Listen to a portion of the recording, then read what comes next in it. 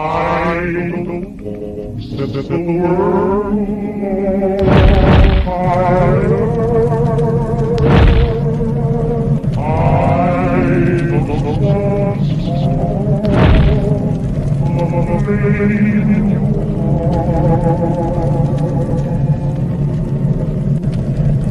in my heart I have only desire.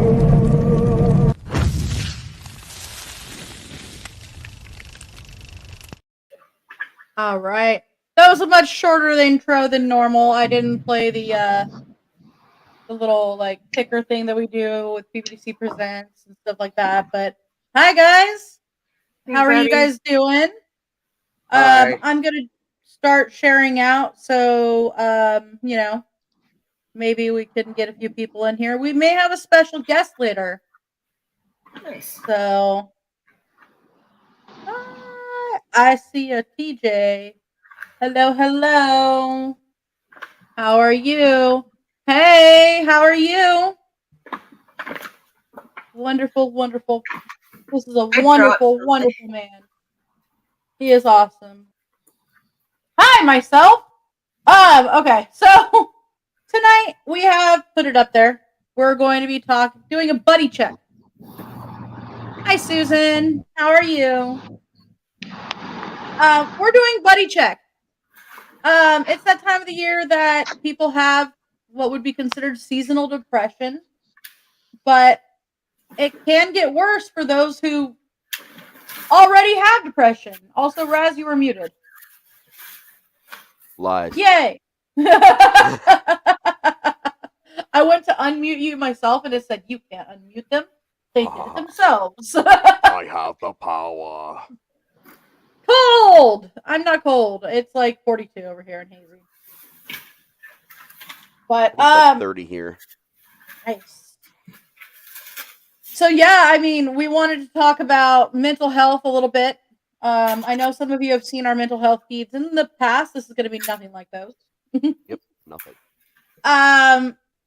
This is going to be us checking on each other and us checking on all of you. And you are welcome to chime in whatever you want to. I'm also going to be putting a bit at the bottom because we will probably touch base on suicide, suicidal thoughts, all that kind of stuff. So if you guys would like to check out the banner at the bottom, it's a suicide prevention lifeline. 24 hours a day, 7 days a week, free confidential support for people in distress. It's 1-800-273-8255, or you could text home to pound 988. So, yeah, I am not sure how to start everything other than hello, how are you guys doing? I want to start off by making a reference, and you guys might get it, but this is why I wish Hexus was here, because he would totally get it, and he would go back and forth with me. I'm not your buddy, guy. Not your guy, pal. I'm not your pal, friend. I'm not your friend, buddy. I'm not your buddy, guy. I'm not your buddy, guy. I'm not I your just want guy, to get that out of the buddy. way right off the bat, because that's where my head is today. God. And technically, pal's not part of it, but like we were just rolling. So I mean, There's pal no, not in that one. and friend. It's buddy, friend, and guy only. In that one, There- anyway. Buddy guy. I'm your crow, bud. Yep. Dude. I'm just the friendly neighborhood Wendigo. Yep. Exactly. So Eating your children since 1964. I have something. I wouldn't say this, but this just happened. For those of you who don't catch every one of our shows, because we have these ongoing stream of jokes and inside things that if you don't watch all of us, you won't understand them. Right. But one of them is the dresser people that oh my god, they inhabit my home and they take things and give them back and they have fun. And last night I was in the middle of a conversation with somebody about like oversleeping and back and forth, like sleep paralysis and dreaming. And suddenly I looked on my taskbar and I hadn't been doing anything like other than talking to them and going back and forth and talking to you guys. And suddenly on my taskbar, there's a picture open and it just says sleeping.jpg. And I click on it, and it's a picture that my mom had taken of me sleeping at her house with like a sleeping mask over my eyes and like pointing at something in my sleep. And so I was assuming the dresser people just hopped on my laptop and were like, yeah, she needs to like share that one or something. This is the one right here. Or I have to ask, And does your dad have like a really good sense of humor? yeah, but I don't think he would do that. Hi, Calvin. Do you know how Hi, super Calvin! easy it is if you were going to Hey, his computer to Calvin. just install a program that will let you access it like remotely from another Oh, computer? it was way too late for him to be awake. Oh, okay. So that's Yeah, exactly but when I would do it. If you knew I would definitely be asleep, that's the moment that I would strike. Hey, Calvin. okay. So you know when I was my dad just upgraded my RAM. So yay, we went from 8 to 32 gigs overnight. And I was just when you guys were like checking in, I was digging around the floor because I'm like, I dropped the bag that has my cigarettes in it. And when I sat up and like turned to look at you guys, sitting right here on the very edge of my laptop, where I nearly knocked it off, was one of the pack. I didn't find the bag, but one of the packs from that was sitting right, like it's teetering on the edge. So thank you. I call dresser those people. gremlins. They're dresser people here. Household So bay, gremlin. yeah, so they were just like, yeah, I won't use that word out loud in my house. Yeah, So no choice. They'd be more angry if I didn't. So yeah, we cover. So yeah, so they're here to support me, supporting you. Yes. We couch machetes and dresser people. Oh my. when I ever since I was a kid, we like things would go missing around the house, and of course I'd get blamed for it all the time. And you'd see, I kept saying I'd see a little green streak, right? And that's when something would go missing. Well, that's why I call the gremlins is that green streak. Because I swear to God, that's what it is. Has to be. Could be, man. And we're here to talk about mental health. Hi, these are the dresser people that live in my house. I would like to be your mental health friend. I have gremlins that steal things in my house. And I am I'm a legitimately pro. I am Crazy's middle name. You cannot spell it without me. But we I all used might to be know. mental, but we're here to help you We're and here. ourselves. What, Mikey? I used to see gnomes. Gnomes, yeah, You man. went to Switzerland? You went to Switzerland. That's what. Wow. Now that's what I'm gonna imagine every time I think of Switzerland. Gnome grown, man. I did meet somebody from Switzerland who wasn't a gnome though, so it's my cousin and my cousin's husband. Is that a cousin-in-law? Mm. Do you go that far? But yeah, I don't know. he proved to me that all native Swiss people are not gnomes. At least he's not. When I lived in Tennessee, my ex worked with this guy that looked like the roaming gnome. No joke. And we would constantly crack jokes about it. His name was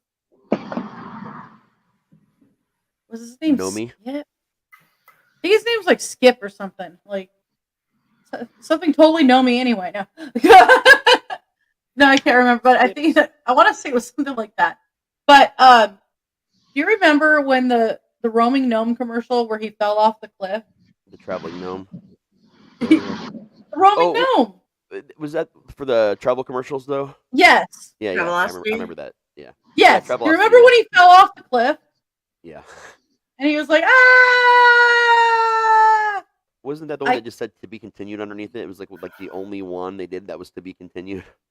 And I could not stop laughing because ever since, because I just pictured he looked exactly like the guy. That's epic, man. And I just couldn't stop laughing. I definitely believe in gnomes though, and fae and dresser people. See, when people ask me, what's my sexual orientation, what's my political affiliation, religious affiliation, I just say I'm Raz. I'm a Razist. I study Razism. The core of that is number one, don't be an asshole, because just don't be an asshole. Number two is that everything exists, even if it doesn't, because you have to choose to live in this world where everything is possible. And most days, those two beliefs right there in my life are what not only keep me alive on a daily basis, they make the world a little easier to deal with, no matter how bad things get, because you leave the room for there to be a magic or a miracle or pretty much anything can happen. So if you let Well, yourself believe that, and it's hard, trust me, it's hard. It's a struggle to make yourself believe that, but once you solidify it in your brain, it changes your outlook, man. It's I'll tell work, you but it's one. worth it. Hey, I'll tell you Willie, one thing. Go ahead, Mikey. I'll tell you one thing right now. I've seen gnomes and I have seen fairies. Mhm. Oh yeah, I definitely have. The story about the 100%. fairy one time was I was at a friend's house and the mother believed in the Santa Muerte, which I totally respect that and everything like that. And he's in the other room, by the um, way. one day I got up to go to the restroom, and Willie, we'll get to you in a second. to get to the restroom, I had to pass the altar there. And as I was going to pass the altar, I saw a ball of light, like not from the candles lit, like a ball of golden light, and it just quickly like flashed and just disappeared. I'm like, what the fuck? Yeah, man. So, And hey, Demon Willie, what's up? One-eyed Willie. hello. He says, thank you for doing this. It's been a bad week for me. I'm really sorry to hear that it's been a bad week. If you want to talk about it, feel free. I mean, Yeah, I that's know what that this we're is a here live for. thing. So if you're not comfortable talking about it, you can always message one of us as well. Yeah. But I'm glad you're here. I am. I saw you in JD Daniels' feed today. Oh yeah, yeah. I did catch part of And that earlier. Yeah. now that was great, man. He is great with makeup and prosthetics and all of that. If you guys didn't get the chance to go check it out, definitely go check it out. He shows you how he does his makeup, and if I wasn't allergic to latex, I would have got some really good tips. And I still got good tips. I just can't use them. I mean, I've been doing makeup for a long time, especially like latex work and stuff. I think I even learned a couple things from it, to be completely honest with you. Speaking of this wonderful, wonderful man right here, yes, I'm talking about you. You. And I'm pointing the right way for me because I have it set up to where it doesn't mirror it anymore. And I know it looks wrong for you guys, but I just don't care, just to get that out of the way. Oh, you had an amazing weekend at the haunt, though. That's great. That's important, man. That's actually one of our talking points is how, the spooky season is kind of it's like the epitome of what we are around here. And then when that ends, it's like, well, shit, now what? I get And shit for doing haunts as long as I've done it. People say, well, I mean, now it's 28 years, but it's like, you've been doing this for that long. Isn't that childish? Isn't it no, this or that? And I just say, you know what? Listen, this is my therapy. I can be not just me around these people when I'm not in a character, but I could be a different character every night. I could get something out that's been sitting in my heart and in my chest or in my brain for months or years, things I didn't even know was bothering me until I get into this new character. And I can give those characters all these same things. So you can and to learn how literally to cope with it. scream it at people, and they're not going to have a damn clue what you're screaming at them. They're just getting scared and having fun. But here you are getting something off your chest. When you walk through a haunt, man, you might see a Jason, a Michael Myers, a Beetlejuice, or what a clown, anything. That might be what you see. You might pop out, you might get a or some dialogue for some little bit of show. But what you don't see is that is us finding ways to deal, and not in every haunter's case, but in a lot of our cases, it's us learning how to deal with some recent tragedy or long past tragedy that's been kind of dragged up. And we put little elements of that, even in the famous characters, but especially in our own homemade characters. There are elements of these parts of our lives that we don't know how to deal with. So we create characters based on that to help us learn new coping skills, new things that we didn't have before. And that's kind of the magic, not just of acting, but specifically haunting more than any other, I think, type of acting. You made me think of something. So one time I was watching an interview with Peter Cullen. If you guys don't know who Peter Cullen is, he's Optimus Prime. And they were talking to him about, what is your inspiration? What, yeah, you can hear we know it's you. We can hear your voice when we're talking to you right now. But obviously Optimus has something extra in it. What inspires you to be Optimus and have that voice? And he said, my brother. I thought about my hero, my brother. And his brother, I believe, I could be wrong, but I want to say was a Marine. And he said, when he thinks of something that commands authority, but is still loving in a weird way. I mean, I'm paraphrasing that, Right. But it was him wanting to think of somebody who was caring, but still commands authority. And he thought of his brother. So that slight grizzle that you hear when you're listening to Optimus Prime, that's him paying homage to his brother, which I always thought was really cool. But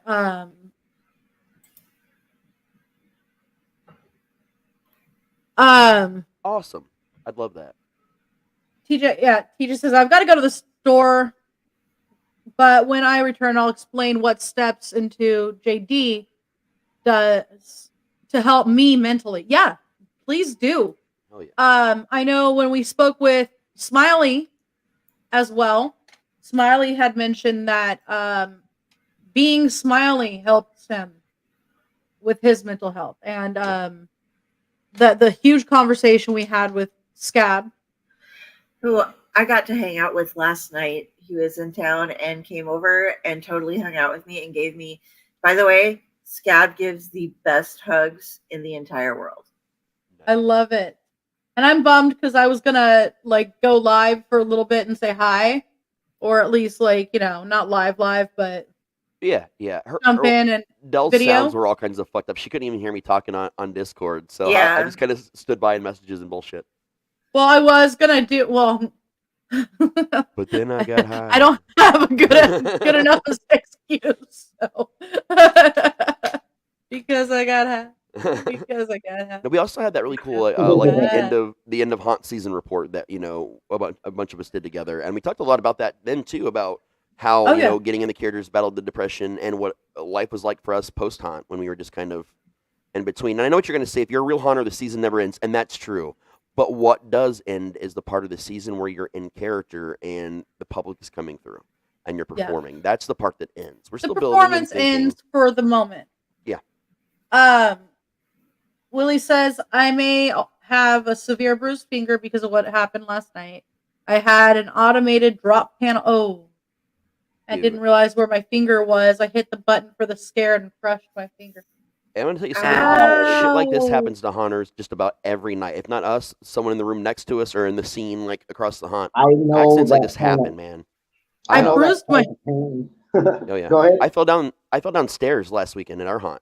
I had to run upstairs to do something real quick, and I don't have my glasses on in the haunt, but I know it so well. I don't need to really see that well to maneuver anywhere.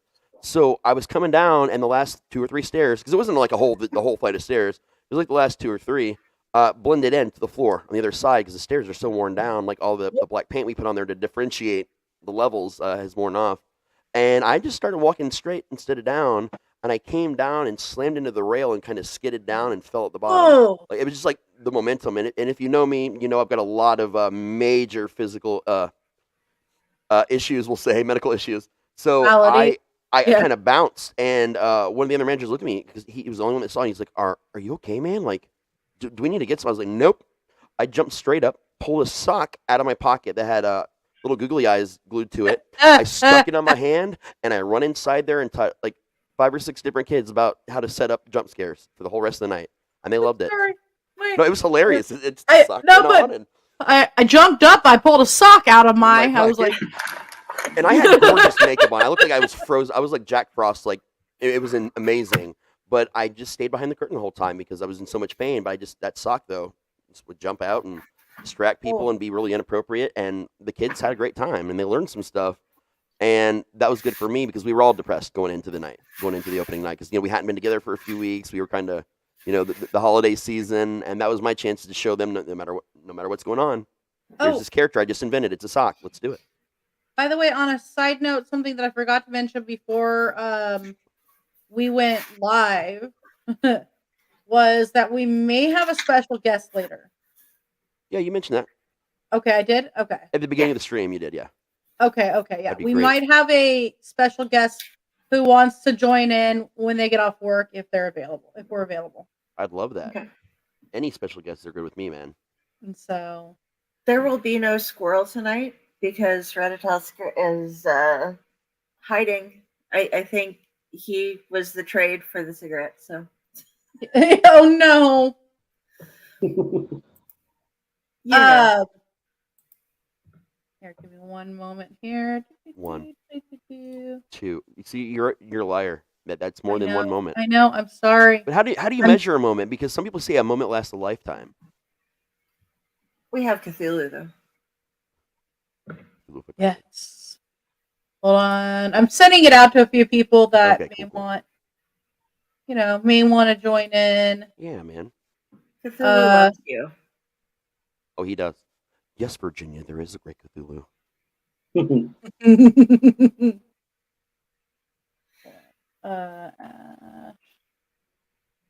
Okay. It has been a really, really tough year for a lot of people. And I mean, since COVID started, it's been getting rough.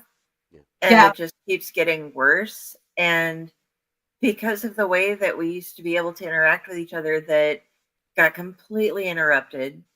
And after we had so many lockdowns and stuff, people didn't get it. And because of people who have any health problems, if you,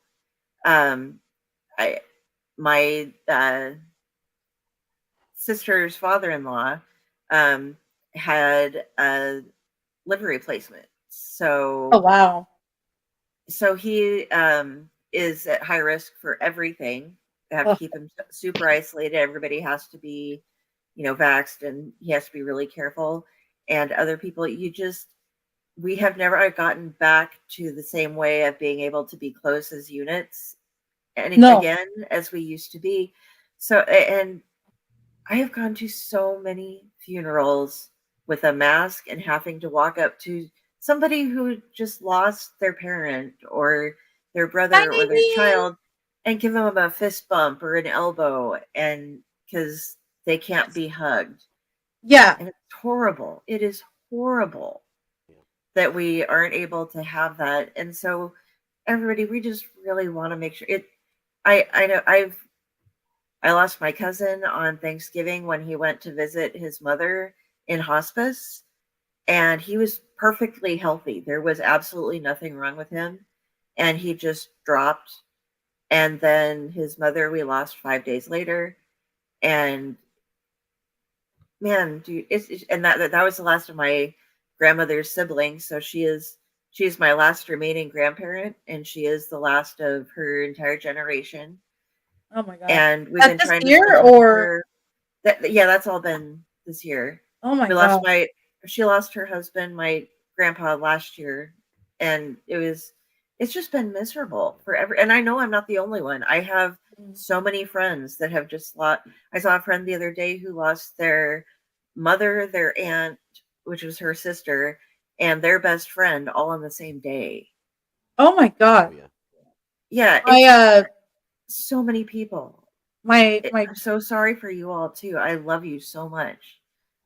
Both my dad's parents passed within 3 weeks of each other.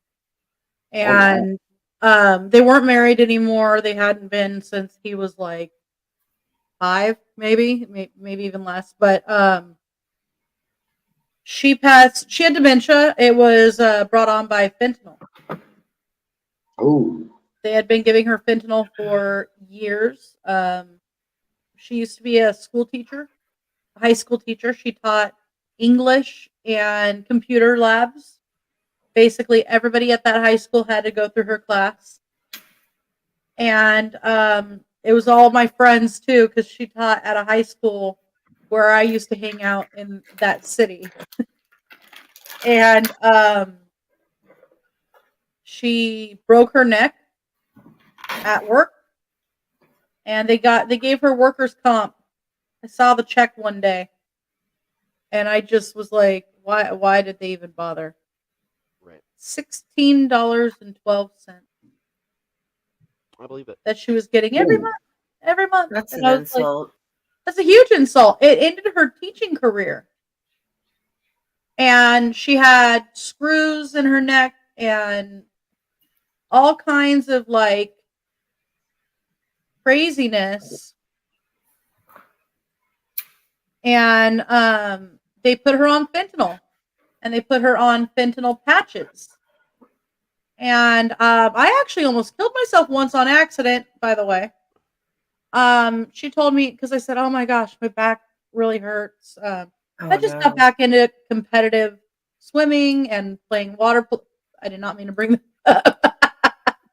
I was trying to get rid of pictures. Hey, Krampus!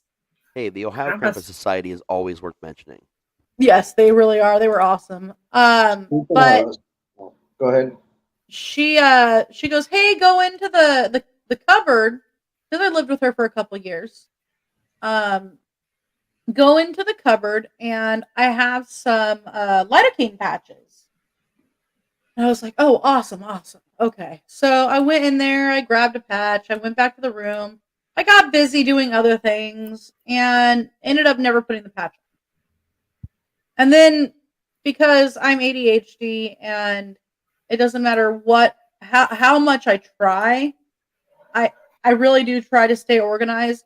And it's funny because I also am OCD, but not OCD, not in the way that anybody would think. Like I'm not a tidy person, but when something goes somewhere, it goes somewhere. Right. Like There's for order and example, chaos, though. For people that have severe OCD, there's a strange order and chaos sometimes. It's our version. well, I have, okay, so for example, if I play solitaire, and like when you play it on the phone, sometimes they'll just drop up to the top.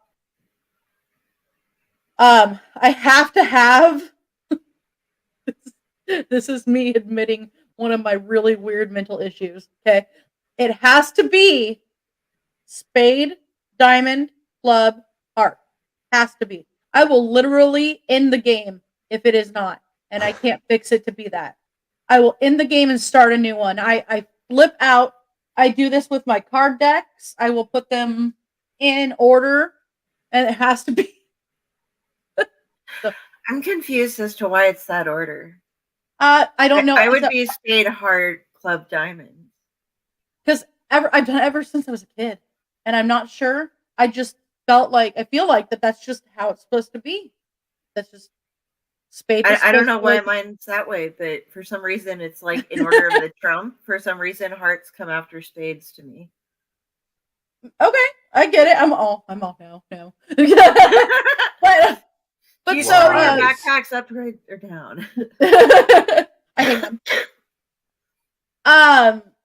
But so I moved out of her house when I was moving up here, and I found the patch.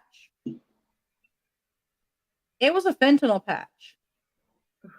It was an 8 milligram fentanyl patch. I could have killed myself on accident. Yeah. And it would have been a horrible overdose. That's a big dose in general, let alone for someone that wasn't used to it or wasn't already taking it, like out of nowhere, Yeah. man. It's supposed to be one of those ones that she puts on for a whole week. Yeah, yeah. Yeah. But yeah, so there's that. But then so my grandfather that passed, he had Parkinson's. And we had found that out not that long ago because he was not somebody we really spoke to. I hadn't seen him for 20 years since my my dad's last wedding. Hello, meow to you. And my dad said the same thing. I haven't seen him in like 20 years, but we had been hoping to be able to go see him. And he's a vegan. Kitty face. He's a vegan, or he was a vegan. He basically lived on his own compound that he built. When all the fires happened, that all went away, but he ended up moving up to his favorite place in the world, which was Julian, which is in San Diego. It's like a little tiny mountain town. And he always went on a walk every day. Okay. But this man who's 6'2", 6'1", 6'2", now had such a pronounced hunch that he was my height. I'm 5'2". And he wanted to go on his walk, and they were waiting for his sister-in-law. He was married to an identical twin, who always lived with them. I don't know if the other one ever had somebody, but even if they did, I'm sure that they all would have lived together anyway. And he didn't want to wait for her to get there. He told his wife, "I'm going on the walk." And she kind of figured, I guess, how far can he really get? He takes the same route every day. Yeah. How far can he really get? Well, I guess the sister-in-law got stuck in traffic, and it was about an hour before they took off to walk towards him. So they got up to the normal turnaround point, and they didn't see him. And a search went on for about 5 days. Everybody calling his name, everybody looking for him. Turned out he was at the turnaround point, which is a little bit past a Girl Scout camp, like area, something like that. Like it's like a camp, where people can put up tents and stuff like that, and they do all fun things, usually for kids. And there's horses and stuff like that. And so it turned out he had gone just slightly deeper into the forest and sat down next to a tree. And that was it. They said it didn't look like he was in pain. And it said that he had water. He had half a thing of water. It sounds like he had passed that day, actually. He went out walking and just sat down, and I guess must have gone peacefully. I guess that's all any of us could ask for. Oh yeah, big time, man. Big time. But it really took a little bit of a toll, especially on my dad, losing his mom and dad so fast. But it took a toll on both my dad and I, because we were talking about it as they were looking for him, like day 2. We were like, we're finally going to be able to talk as a family again. Oh yeah. We're gonna get past all the stupid stuff that never even really happened. It was just stupid shit that caused everyone not to talk. Now it's going to be a funny story about, you remember that time? And then he would get to meet my stepbrother's kids. We had this whole entire thing in our head. Oh, you remember that, silly. And then they found him. So, right. Sorry, I was just inviting some friends to come and check things out, and I forgot that the new mic, I should mute when I do that. Oh, you're fine. We were just talking about Frank's old boss. I guess she'd be in there typing. Oh. You'd hear it, and he would peek in and be like, "You're angry typing again." It's like that meme with Kermit on the typewriter. He's just like flipping out and. Hanada keeps coming over here and knocking everything that I have off. So if you keep seeing me diving around and looking for things, I'm like, okay, I got everything. Oh, she just threw it to the floor. Okay. I definitely have someone I want to talk about, but I know Mikey wanted. Mikey, yeah. Yeah, Mikey had a story next. Oh, I was going to talk about the fentanyl deal. Yeah, man. So about a couple months ago, I remember I was telling you guys I was in pain and stuff like that, that my leg was hurting and stuff. Yeah. Well, I had a friend, and I told him, I go, I'm in a lot of pain. He always went to Mexico and stuff like that. I'm like, dude, you need to get me something quick because I need something, to get the pain off. And I paid him maybe about 40. I would pay him about $40, and he'd bring me a bunch of pills, which are for pain.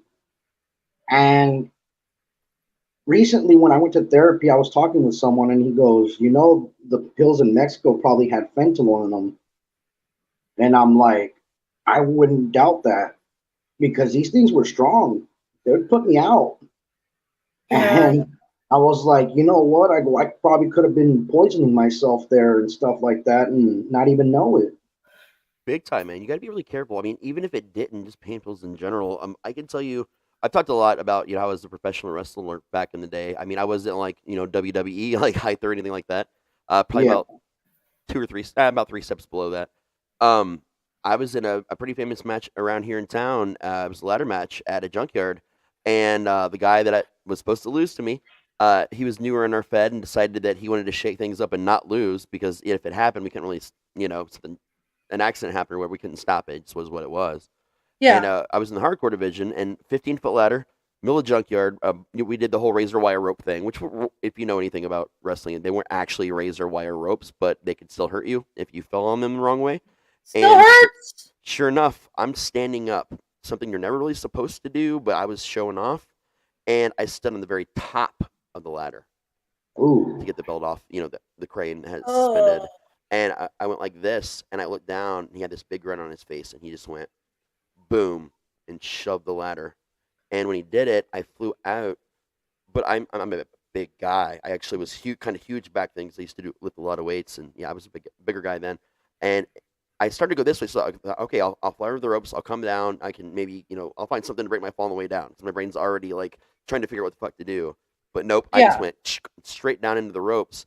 You can't really see them like here, but like literally both sides of my arms, like a lot of the tattoos and stuff, cover some pretty deep scars from like my wrists all the way up to like almost here on my armpits. Like they Oh, went all the way Oh up. my I God. shredded and came down in such a way where I was tilted back slightly and came straight down on my tailbone, and it snapped my tailbone and my whole spine like accordion. And this was pre severe nerve damage. This was one of the main events that caused the nerve damage I always talk about. So it was extreme pain, like immediately, and then nothing. Then I felt nothing, and then I couldn't move. Oh shit. Literally from like I could move my shoulders a little bit, and eventually I realized I could kind of move my waist a tiny little bit, but everything below that dead, nothing. So I'm sitting there, blood just pouring everywhere and people are just staring at me like people are running around you already trying to help because they're on things with medical stuff there, but I'm realizing I just paralyzed myself, and I'm going through all these thoughts like I'm never going to walk. Fuck the blood. Fuck the fact that I might die of blood loss or anything else that could happen. I will never walk again. My career is over, and that's all I could focus on. Is they got me up. They did what they could to staunch the bleeding and put me on a stretcher and took me immediately to the hospital.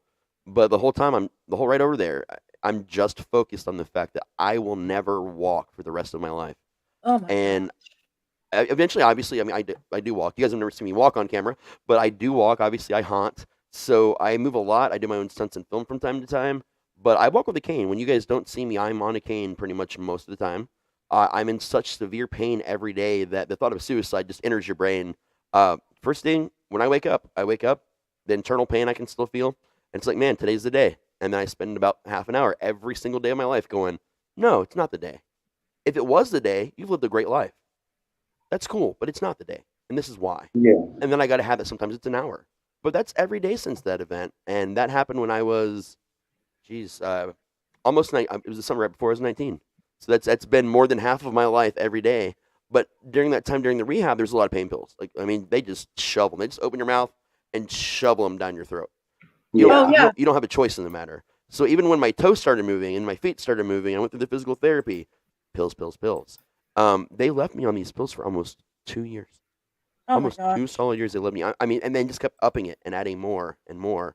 And then I wanted to get off on them. So I started, kind of weaning myself off secretly, which went terribly.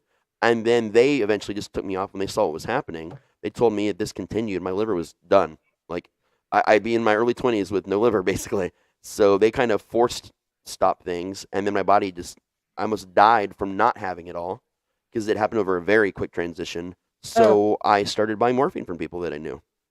And the thing about me was, even when I was going through all this, I had a job from home, on and off. But when I could start walking again, I was back to full-time work. I couldn't afford not to. And no one around me, even my own parents, who I still lived with because of my condition and everything at the time, no one knew I was addicted to morphine all of a sudden. I hid it so well and so thoroughly, along with what developed as alcoholism right along with it from that and a previous event. So my life was just done, and I was going through the motions, full-time job, responsible, never did anything wrong. Never. I don't even have a criminal record. To this day, I don't have a criminal record. I don't know how, but I don't.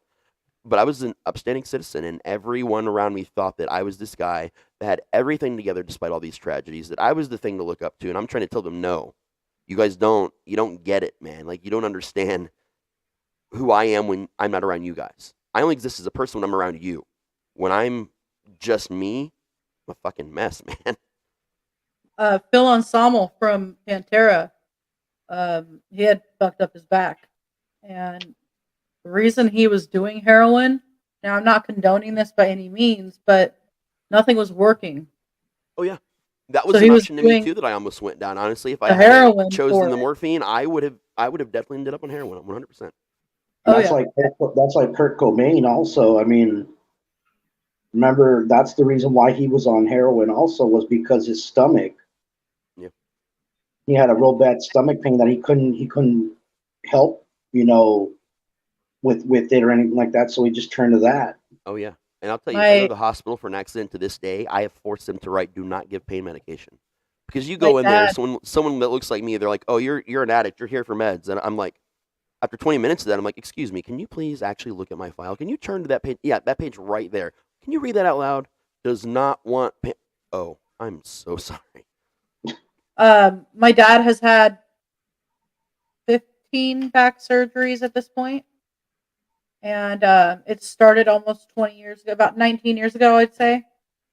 Um, and sorry, Dad, if I'm telling a little too much here, but he had told me that for a while there, because they had put him on like Percocet, for the longest time there, like it got to the point where he could do like 8 a day, no problem, like Yep. no, like nothing, but it was wrecking his stomach. He actually has had somebody that we knew died, and her funeral apparently was the last time he took it. And he's had multiple surgeries since then, actually.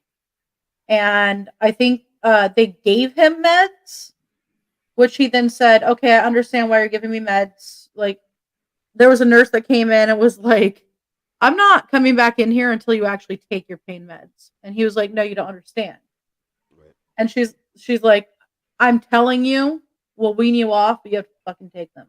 Yeah.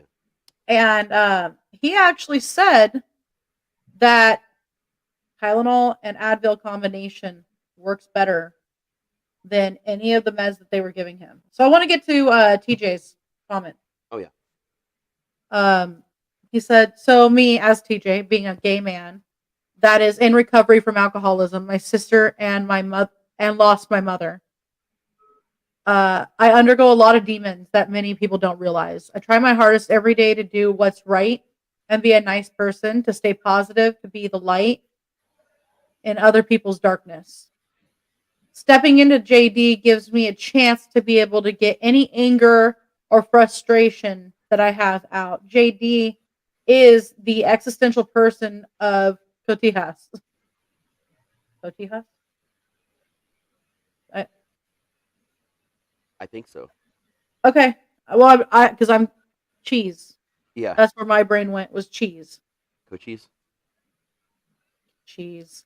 The polar opposite of everything that I believe in as a person. JD helps me cope. Yeah. Talk to text. I figured Yeah. that you weren't saying that you're existential person of cheese. I just couldn't. For the most part, I can try to differentiate. We have one person that comes on here, Alan. Here's looking at you, because you always crack me up. It makes me laugh, and I think he does it still on purpose because it always makes me giggle. We're talking about Batman, right? Batman, Alan? Yeah, Batman. Rock on. I think he still does it because he knows it makes me giggle every time. But yeah, no, I'm finding that a lot of people, their haunt characters do help them cope. For me, with having stopped haunting for a long time and just getting back into it, doing the makeup that I do, I still need to do my live feed. I know I kind of put that off this year. I was actually, unbeknownst to a lot of people, dealing with a lot of, guess it would be depression. I always just say anxiety. I don't usually tell people I'm depressed, but I was just dealing with a lot of weird emotions this Halloween or this October and September and stuff this year, Yeah. which was not my normal. Usually I'm super happy giddy around October. Calvin said, I broke my leg 20 years ago, blew my knee out. They told me I would never walk again. Still walking. Glad you're still walking, brother. Love it. Yeah. Fight every I've day, but we do it. I've had the same thing. My knees are so bad that in my 20s, they diagnosed me at I'm on, for those who don't know, I'm epileptic. And this puts me on disability, which means I'm on Medicaid and Medicare, and I see very specific doctors. And back in the day, that was the clinic. You went in. We don't actually have that anymore. Well, we have a version of it, but it's a lot better. But they had put me on a pain contract and just were giving me, I think, I always get confused on whether it's oxy or hydrocodone, but it's the one that they cut with acetaminophen. And yeah, that's okay. hydrocodone, yeah. Okay, so they had me on a hydrocodone thing and just forever. Because Yeah. they're like, yeah, that needs, and so I eventually, it's like, oh, I can either live my entire life floating on the pink clouds, or I can, work harder. And I'm in physical therapy right now. This is over 20 years later. I have put down when I go into the hospital that I'm allergic to morphine. I just state that so that they don't put me on anything morphine related. It does make me a little nauseous, but I'm not actually allergic to it. But I just got dental surgery done, and I'm doing like your dad. I do acetaminophen and ibuprofen back and forth, but I would rather have that than get stuck anywhere because it is so easy. I was living with lidocaine on myself constantly too, and I've finally been able to start getting to where I don't have to put like a handful of lidocaine onto my knees and back at night every night just to be able to fall asleep without crying. Oh yeah. Yeah. So yeah, I'm so terrified. and it's honestly, hard. that, It is really hard, and I'm terrified that even if I just get it once at the hospital because of the bout of pain I'm always in and the depression, then I'm just going to be like, you know what, let's go back to this. So I think that's why I just tell them, give me nothing. I had to tell one of my doctors to stop giving me Tylenol 3s. Yep. Because I started. They started because, like I said, I've had pain. I recently got I got relief now from my arm. And I went in one day, complaining about my arm. Doctor goes, here, take some Tylenol 3s. They prescribed me them. So I started taking them. And from one, it wasn't doing, they gave me a whole bunch of them. Yeah. 1 became 2, 2 became 4, and 4 became 8. Yeah. I was constantly on the moon. This was before this was before I joined with PBDC and everything like that. So I'm sitting there flying high on the moon, and when I came down off of it, I realized you know what, I'm becoming an addict, man. Yeah. And it's tough to recognize before I could get to a full blown pill addict, I went and told my doctor, I threw the pills at her. I go, you need to take these away from me. Yeah. I go, because I'm already taking 8 of them. She goes, you're taking 8 of them? I'm like, yeah. It's hard not to. Your body adjusts real easily. And then all of a sudden, here you are. You're taking too many. Yeah. There's something I'm pissed about. I'm going to be straight up about it with doctors and just in general. I'm going to show you guys something. Okay, this is what I do for pain relief. That's it. That's it now. And let me tell you, everybody says that marijuana is the gateway drug. No, you know what the gateway drug is? Fucking doctors shoving shit down your throat that you didn't actually need in the first place, just so they get a kickback from pharmaceutical companies. And that addiction I had to pain pills because of this whole situation. I cannot tell you how many drugs I've done in my life. All kinds of substances, mostly psychedelics and just mind-altering substances. I wasn't into crack, heroin, things like that. Luckily, I'm sure that could have been close if that would have been offered in the right or the wrong moment at the wrong time for me. But that led into everything I explored with it. Everything that I did, was literally that. It was never weed for me. Yeah, it was never the weed. The weed is what always kept me calm and chill. I started smoking when I was 12. I've been very out loud and blunt about that. And weed has actually saved my life. I went from 14 different medications, some several times a day, to I'm down to 4. I'm permanently only down to 4 now, just over the last couple of years. When they finally amazing. brought medical to my state, because I already smoked, but having access to much better quality marijuana at obviously much cheaper prices as well, where I go anyhow. It saved my ass because I smoke more frequently. It's more accepted here now. Not that I cared ever about being accepted, but it's one less stress you got to deal with. Knowing, oh, I'm a stoner, but you know what? That grandpa over there in the corner, I just saw him. You know, he's at soccer practice seeing his grandkids. I just saw him at the dispensary the other day. We are no different. We were just all quiet about it. You know, a lot of people were just so quiet about it before, and now it's empowering, is what it is. And instead of being a gateway, it's the end of the road for all the other bullshit. We had a weird situation somewhat recently. So this year, Frank,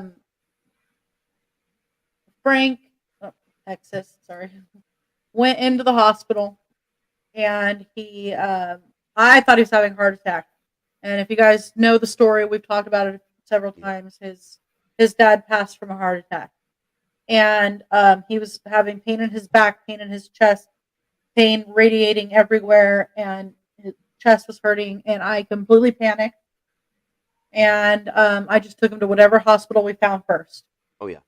And they put him on morphine immediately, and then did labs. And that lady butchered. She was so nice. I hate to say this. The phlebotomist was so sweet and so peppy, but she sucked. And he had bruises all down here because she wiggled. Oh no. Yeah, I'm already afraid of needles, and I saw that, and I was like, oh yeah. But the same day, I got a call from my best friend saying that a friend of ours passed from cancer, and none of us knew he had cancer. Jordio, the guy who did these awesome tattoos that you see, not this one, but my octopus, my hammerhead. He did my jinx on the back of my neck, and he did the odorant de Matouan, which is let them hate me so long as they fear me. Right. But so I lost it that day completely. Like, maybe TMI, but we're pretty sure I miscarried that day too from all the stress. Yeah. And I finally got in there. They wouldn't let me in. They would not let me in, and I finally got in. They had him on morphine, and it still was barely touching it. Mm-hmm.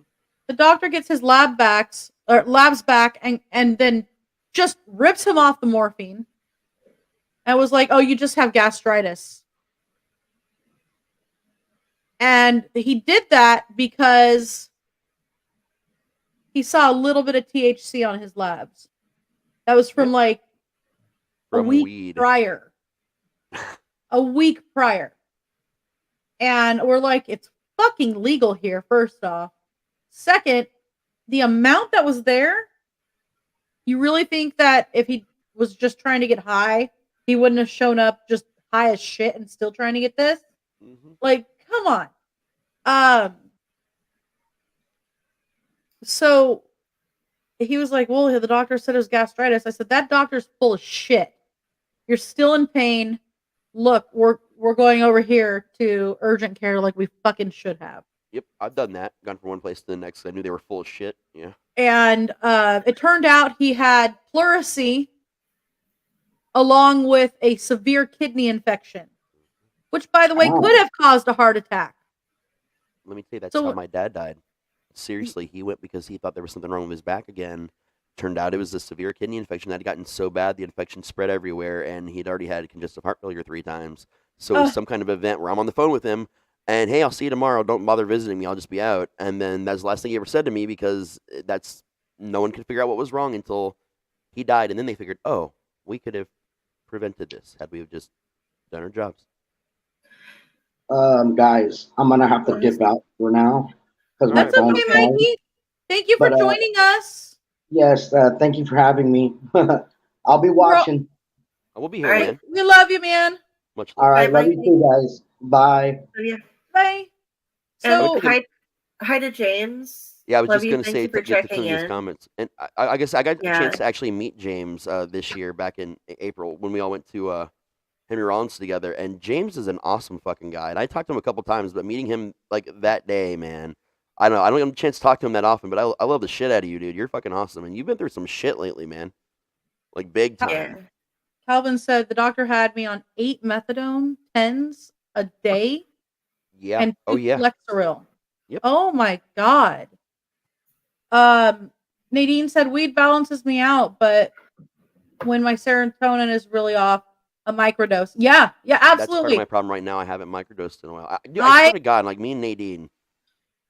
I fully We're similar, man. agree It's cool. with the psilocybin being used as a medication when done properly.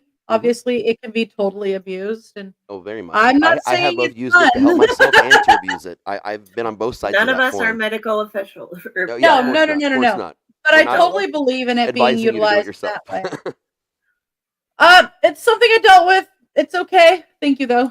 Hi, Kaisa. Hey, Kaisa. Hello. Yes, check in, please. We're here, man.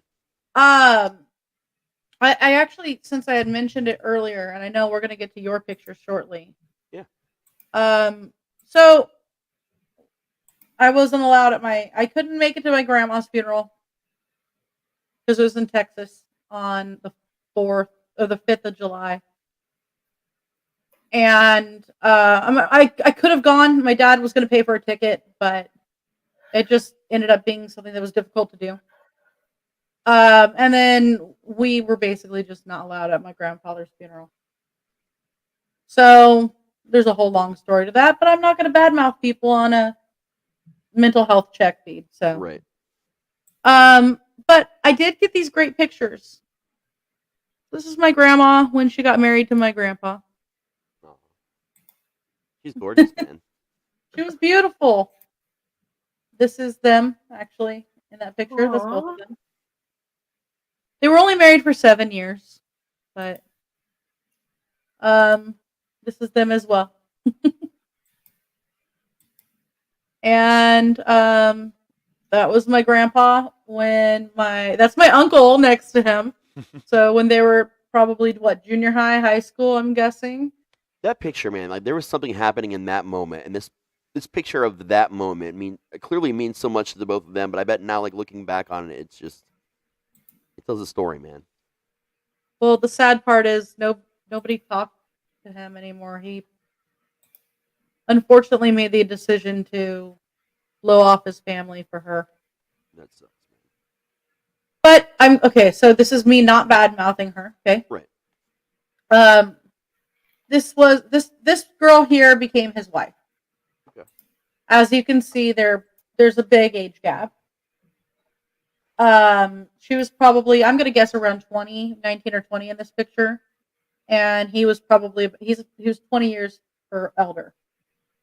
You could barely tell that because she was the only one that could keep up with him. They literally rode a tandem bicycle around the world. Oh wow, man. I had more pictures that I saved, but I didn't bring them up. Around the world, they have pictures of them with a kangaroo and a rhino, just Epic. all kinds of crazy things. So, and she was literally the only person that could keep up with him and kept up with him for. I think they were married for 35, 30. They got married either when I was just born or a little bit after. Here you go. So, the dog in my grandpa's hand, my great grandpa's hand, that was Grandpa Bobby. I love that man. I remember him still. That dog's name is Jason. The one posing like he needs to be a model, that is my father. I knew that was your father because your father, I've told you before, looks a lot like my brother. And seeing your father this young looks literally exactly like my brother Ryan. I mean, like I would think it was him in another era. Like seriously. My dad's Holy middle name shit. is Brian. That's even crazier, man. Shit. That's my uncle down there, and then you see obviously my grandpa. I don't know who that other person is. Um, there is obviously familial We'll call tie him there. George. Oh, Greg. See, I had a Gene at GR. See, That's sorry, that's my great uncle. I just did some John Edwards stuff right there, man. Yeah. There's pretty much everybody. And I had some beautiful pictures of my great grandma, which was great to see because I was like, that's where I got my nose. Okay. But yeah, and I have some other photos, but we can address those photos after we address yours. Oh yeah, I was trying to see if I could find the one I sent you before my brother, but I don't know where it is in my hard drive. I've been moving things around my hard drive. So yeah, You are Swiss cheesing like mad. Yeah, I was gonna say. Yeah. Well, I'll show mine then. No, I mean you got mine. Well, I'll just use just that one. Okay. So here you go. Yeah, just that one is fine. So this is my granny Ruby. Yes, she's my granny. That's what she wanted to be called, was Granny. She helped raise me straight up. My dad was gone a lot, not because the typical reasons fathers are gone, but he actually worked a job that took him all over the world. So he was often gone doing that, and he was actually on television doing like the old bass fishing shows back in the 80s and 90s. He was actually on a number of them, like doing bass fishing tournaments and stuff.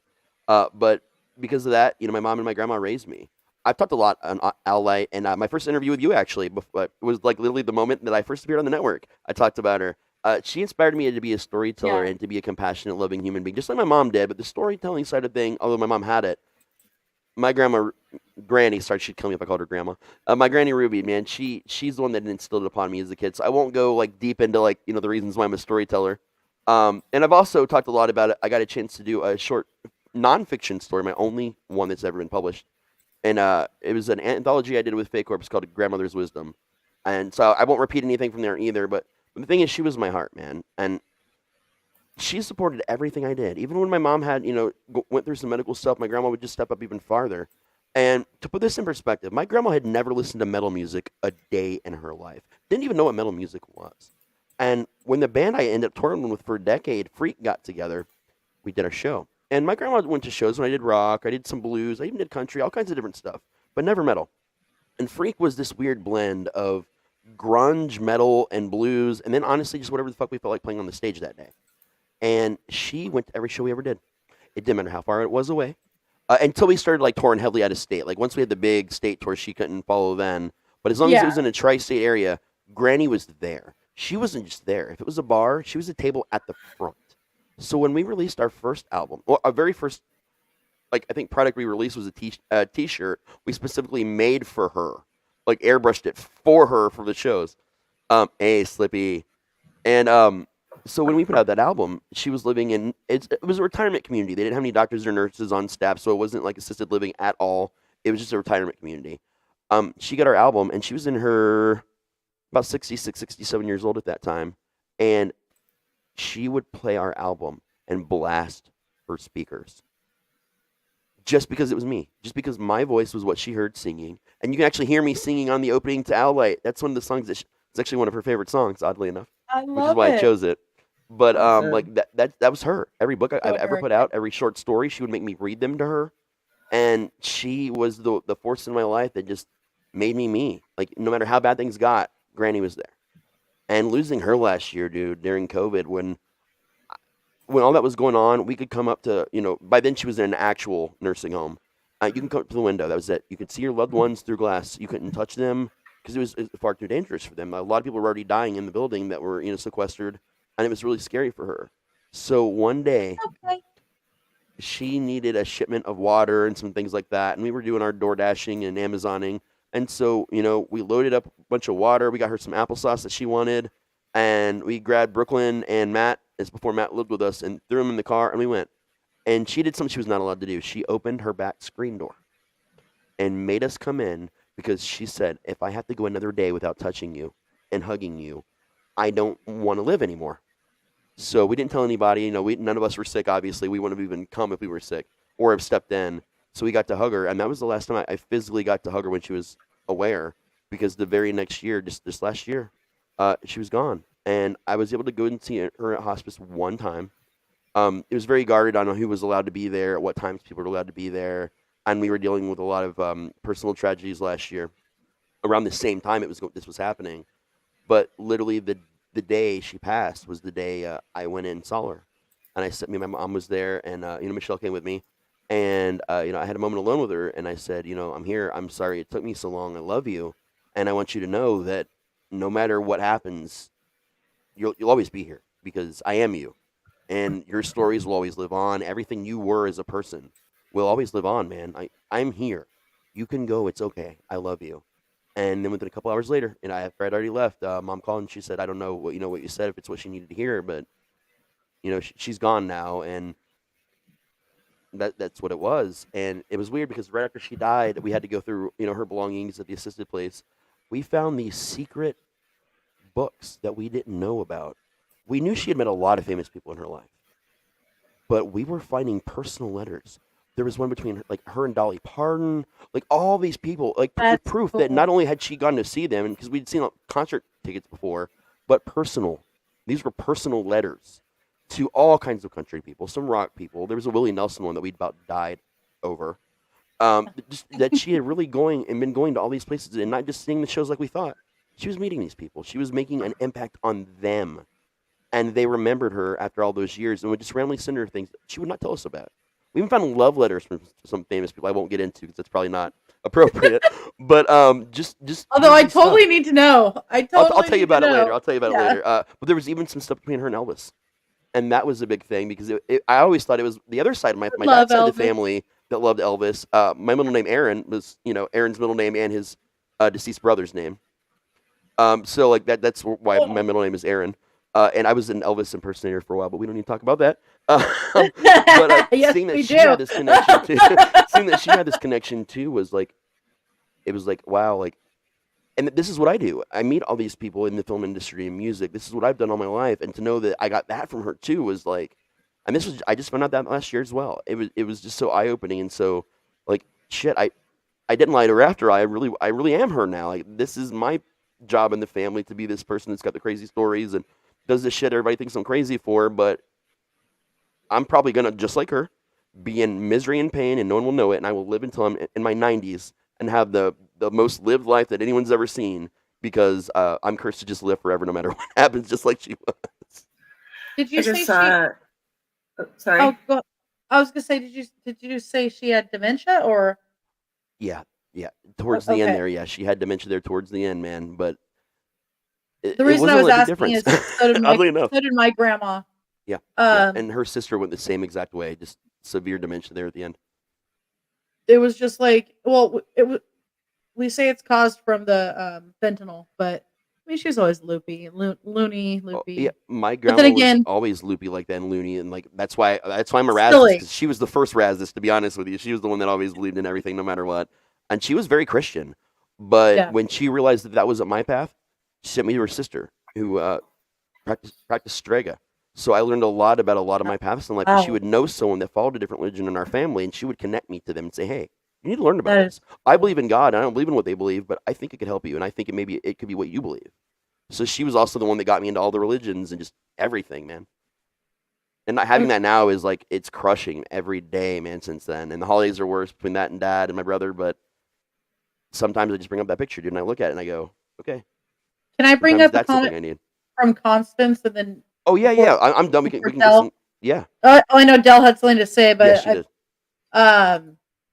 Constance said I had a grandfather who passed away not too long ago that would help me shape me into who I am now. He was an artist who painted the sides of buildings and churches. He showed that it was okay to follow my dreams. I miss that man so bad. Part of my heart is gone with him. I feel you, man. Actually, I've heard some about that, and it was kind of funny because my grandpa that passed on my dad's side, he was the one responsible for painting all the sides of all the buildings and all the artwork for all the military buildings for Wright Pat, all the outbuildings. So everything that was painted, which is still preserved to this day, was all him. But yeah, Constance, dude, Seriously, we don't get a chance to talk that often, especially since we're not really in the same circles as much as before. But you can always message me. She's actually a really amazing person, you guys. And if Oh, you haven't she's heard her awesome. stories, she tells some of the best stories too. She's definitely a great storyteller to check We're out. supposed to do an interview still. I just, Yes. we haven't set it up yet. Nadine, what? I'm not sure what that was towards, but you can tell me. I'm gonna say what too. I can't wait to get this stomach bug from my job right now. I'm just waiting for it to hit me anytime now. Yeah, it will. Welcome back, Mikey. Busy. What bug you hoping for? The stomach virus. Blech. I just saw a thing yesterday on one of the groups that I follow in Facebook that was like, live your life so that when your descendants are going through all of your stuff after you pass away, they're going around looking at it and going, what the fuck? What the Yes. What Yep. the actual shit? Mhm. That's what she did. That's for damn sure. My mom's current husband, when his grandparents passed, we went through their stuff, and it was almost one of those things. So it turned out at one point they were swingers. They partied with Hugh Hefner quite often. He was an actual rocket scientist who Oh, wow. worked on several classified things that we learned about a little bit through some of his documents.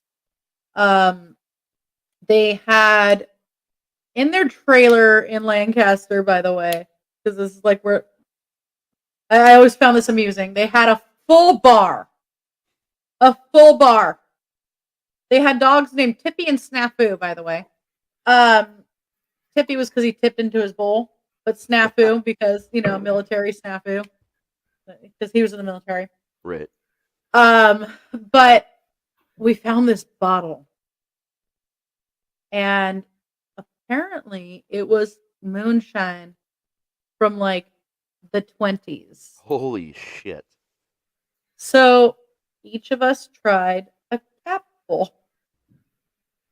You didn't have to drive a Model T Ford around a farm afterwards like I did you?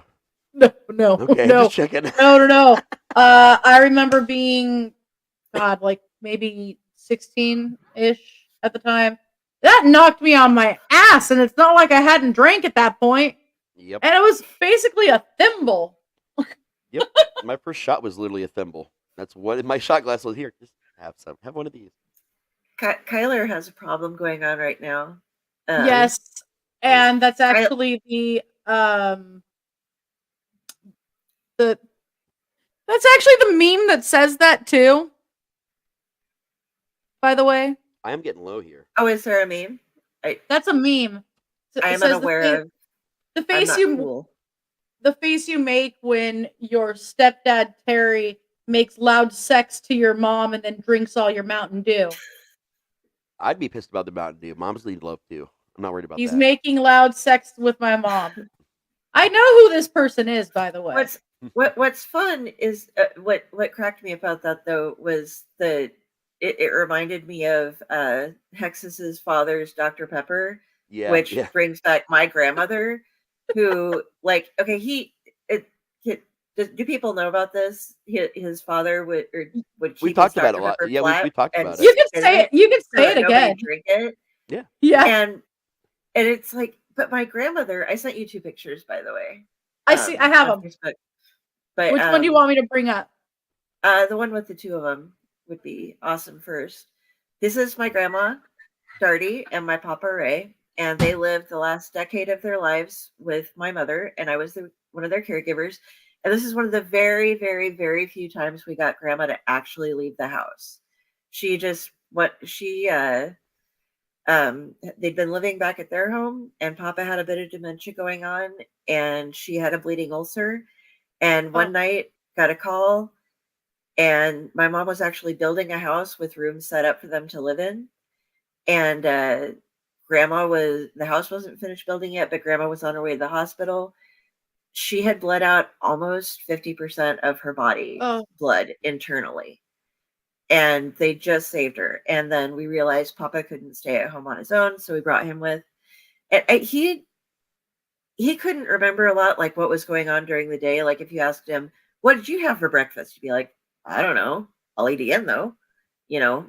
And, but grandma after that, she just stayed really, really homebound, which was sad because I mean, she recovered. She'd been in a wheelchair to where she was actually walking around with a walker, but she drank flat Pepsi all the time. And she would leave a can out open, just sitting on the table so that it would be flat by the next morning. And then when she'd wake up, she'd open another one and then she'd drink.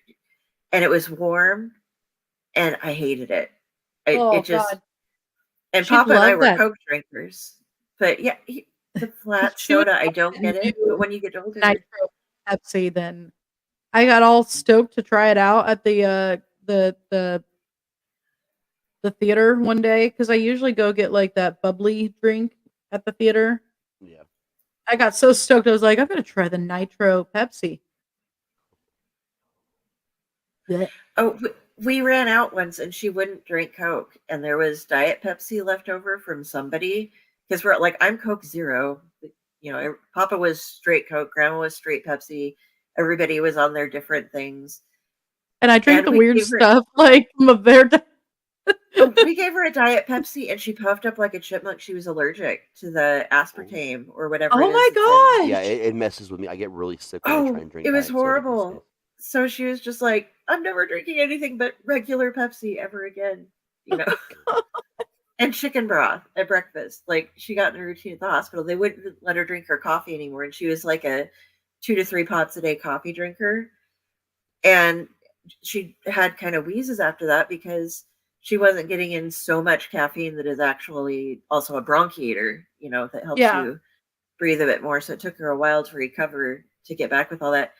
But every morning for breakfast, she would have chicken broth and like part of a Danish or whatever we have for the morning. Sometimes it'd be like a donut or a couple slices of banana bread and chicken broth and flat Pepsi. And that was so gross. But I love her We have another and picture. I miss her. If you want me Oh to yeah, bring I those do have this is yeah, if you can bring that one up. This is a picture of she passed before Papa and we had him and Papa, while she wanted to stay home all the time, the middle picture on the top is him with Peanut. We got Peanut when Grandma was back in the hospital for the last time, and they snuck her in, and she got to see Peanut. She was itty bitty, like a handful at that point. But Peanut is part Jack Russell Terrier, and they are dogs that need jobs. And following Papa around and cuddling with him and keeping his seat warm was Peanut's job. And so, but we take him out. These are all different places that he liked to go out, and he'd hang out on the deck. In the back that's him playing checkers in the bottom right or bottom. Yeah. The sombrero is my favorite. Oh, that was awesome. We took him out it was a birthday thing at a Mexican restaurant that he liked to go at. He was so mad that we made him put on the sombrero. And then like every year after that, we posted like angry Papa with the sombrero. That's awesome. It's cracking me up, but I love it. And I the don't always top wear a picture with sombrero, him but when I holding his do- coffee cup, my nephew has done 2 oil paintings, one with just the hand in the cup and one with his face from there that were put on flannels after he passed that That's are epic. stretched out on Aw. canvas and stuff.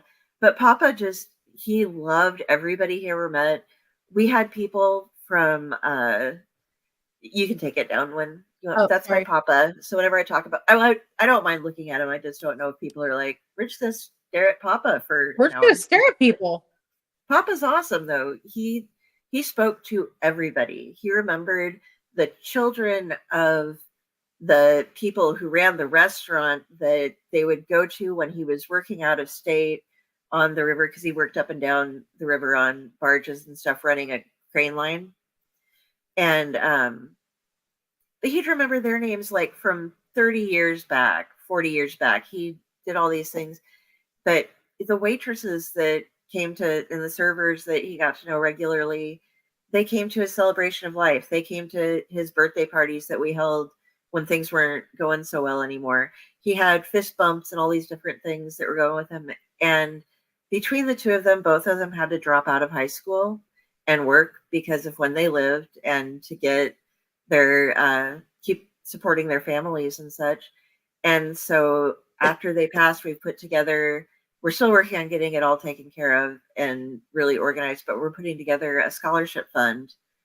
that's cool. And it's attributed to them. And actually, one of his servers was the first person who received a scholarship from us That's because amazing. she was there from the beginning to the end. He would hug her, and they had this huge routine with fist bumps and check on her kids and everything. And yeah, that's the kind of guy he was. He knew everybody, and he was always interested in learning about you. He didn't blow anybody's story off ever. He would just sit and pay. You were the most important thing in the room when you were talking to my papa. Oh, I yeah. love that. So I get sad. I really miss him, but being able to talk about him makes it like, oh my God, I get to do this. And maybe they'll help influence somebody else just a little bit, Yeah. know that if you do that to somebody, just even if you don't know them that much, just give them that attention. Yeah. And you've just made somebody's life better. Definitely. Oh you yeah. know? I managed Um, to find a couple of my pictures. I sent them to you.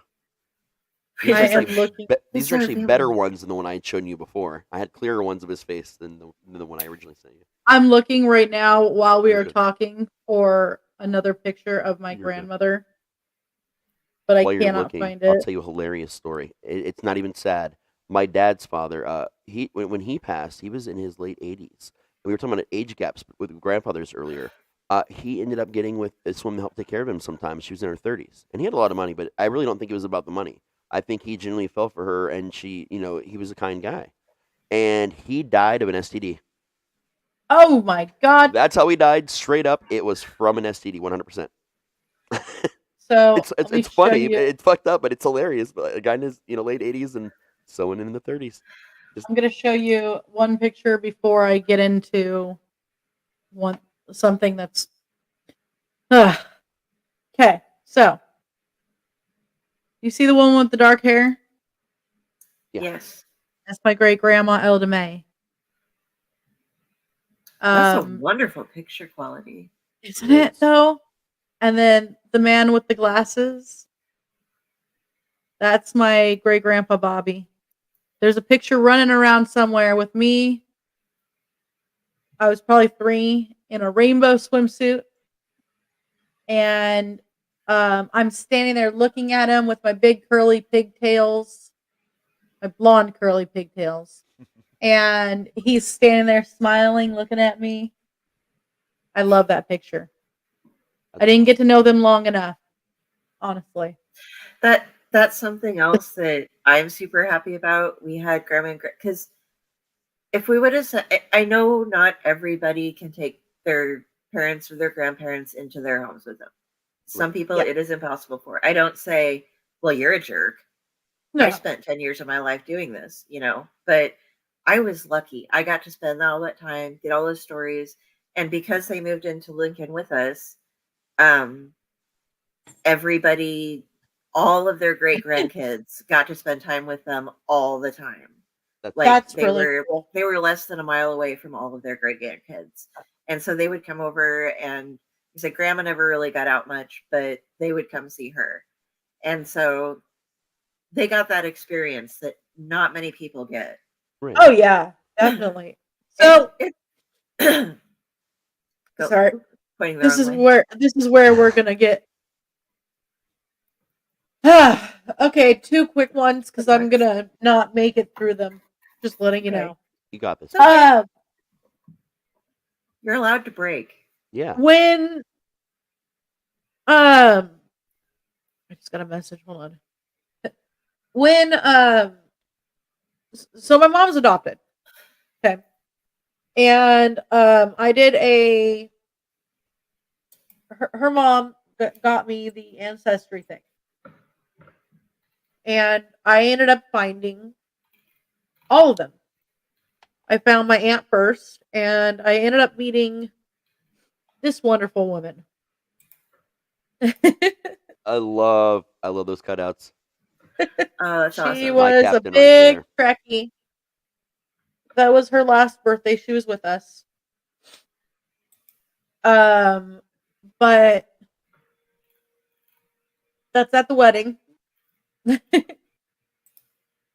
fact, I see I see Frank, I think, talking to my friend Evan behind them. His little head's popping out of the back of her Yeah, head. Prankers. Yeah. And I didn't get to know her very long. Almost 3 years. In fact, this is hers. Nice. But she was an author. She was a code breaker for the for the Air Force. I want to say Cherokee Windtalker, but she did the code breaking for them. She joined the Air Force later on in her life. I want to say around 30, in her 30s. She could tell you if it was a friendly or not, as far as planes, just by the shadow. She can also tell if it was friendly or not by the shadow of the bomb. And I was like, what? Wouldn't that just be, hey, we're fucked at that point? Yeah. And, because I always thought, I was like, cool, but if you see the shadow, she wrote a book. It was narrated by her husband, but it's called Through the Fires of Iwo Jima. It was his stories that he told her, and she wrote them. That's and awesome. So it's technically, it says by Alvy, but Gail Guerin wrote it. That's awesome. And now this is where I'm gonna lose my shit. And I'm sorry, guys. Stop First off- apologizing. First off, fuck cancer Oh yeah, fuck cancer. and fuck pixelation. If you look through tears like I am, I can see the face.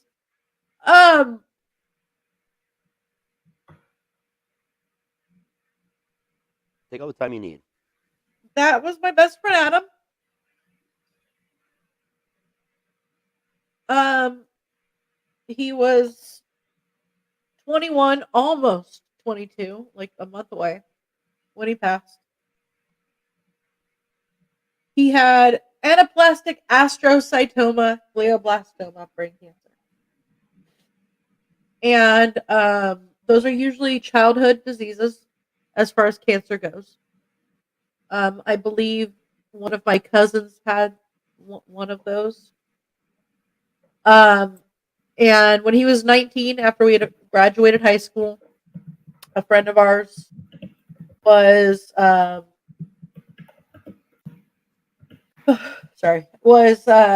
apologizing.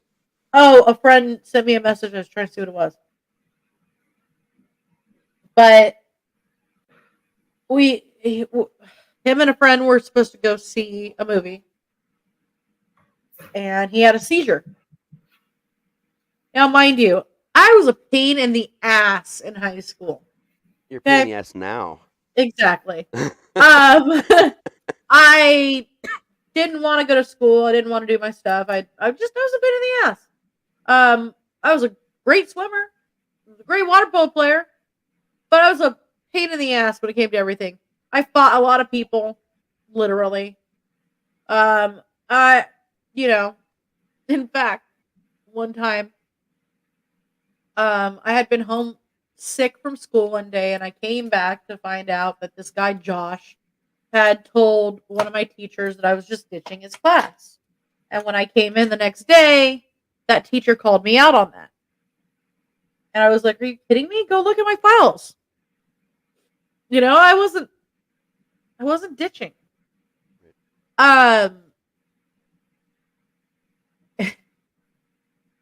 And I saw Josh walking up because we all hung out on this hill next to this big tree. That was just our spot.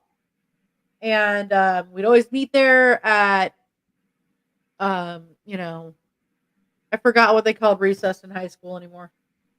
Whatever it was called. But it wasn't recess. And then we'd meet there at lunch. And Josh was walking up. I literally jumped over somebody, running over to go punch him in the face for getting me in trouble. And Adam caught me midair. Wow. Adam caught me midair, grabbed me. I was like, "No, we're not doing this today." And he calmed me down and everything. He would show up to every swim meet, every water polo game. I'd be about to get on the starting block, and he'd be over there on my shoulders real fast. "You can do this. You got this." If I was in the lane that was closest, to the wall, I could turn my head to breathe, and I'd see him next to me. I'd see him if I was doing a long race. I would see him at the end of the lane. And we tried to date once. It didn't work. It really just didn't work. He was A just couple my best friends friend. like that. You thought there was something there, and there was. It just wasn't romantic. It wasn't that. Yeah. And I felt bad because I thought I was going to ruin everything when I broke up with him. I was like, I'm about to lose my best friend ever, and he stayed. And That's true friendship right there, man. I was happy about that, and I was already integrated into his family. So that would have sucked. And so he had that seizure. The person he was supposed to hang out with never showed up again. And for the longest time, I had a lot of animosity towards that person. Because I was like, you son of a bitch. You were supposed to be one of his best friends. And he went through literally the worst thing that could possibly happen to him. And you never showed up again. But what I need to understand is that not everybody can handle these kinds of things. Right. And while I still think it was a dick move, because we all grew up together, I have I've since seen this person, and I've spoken to him, and we've somewhat cleared it up. But he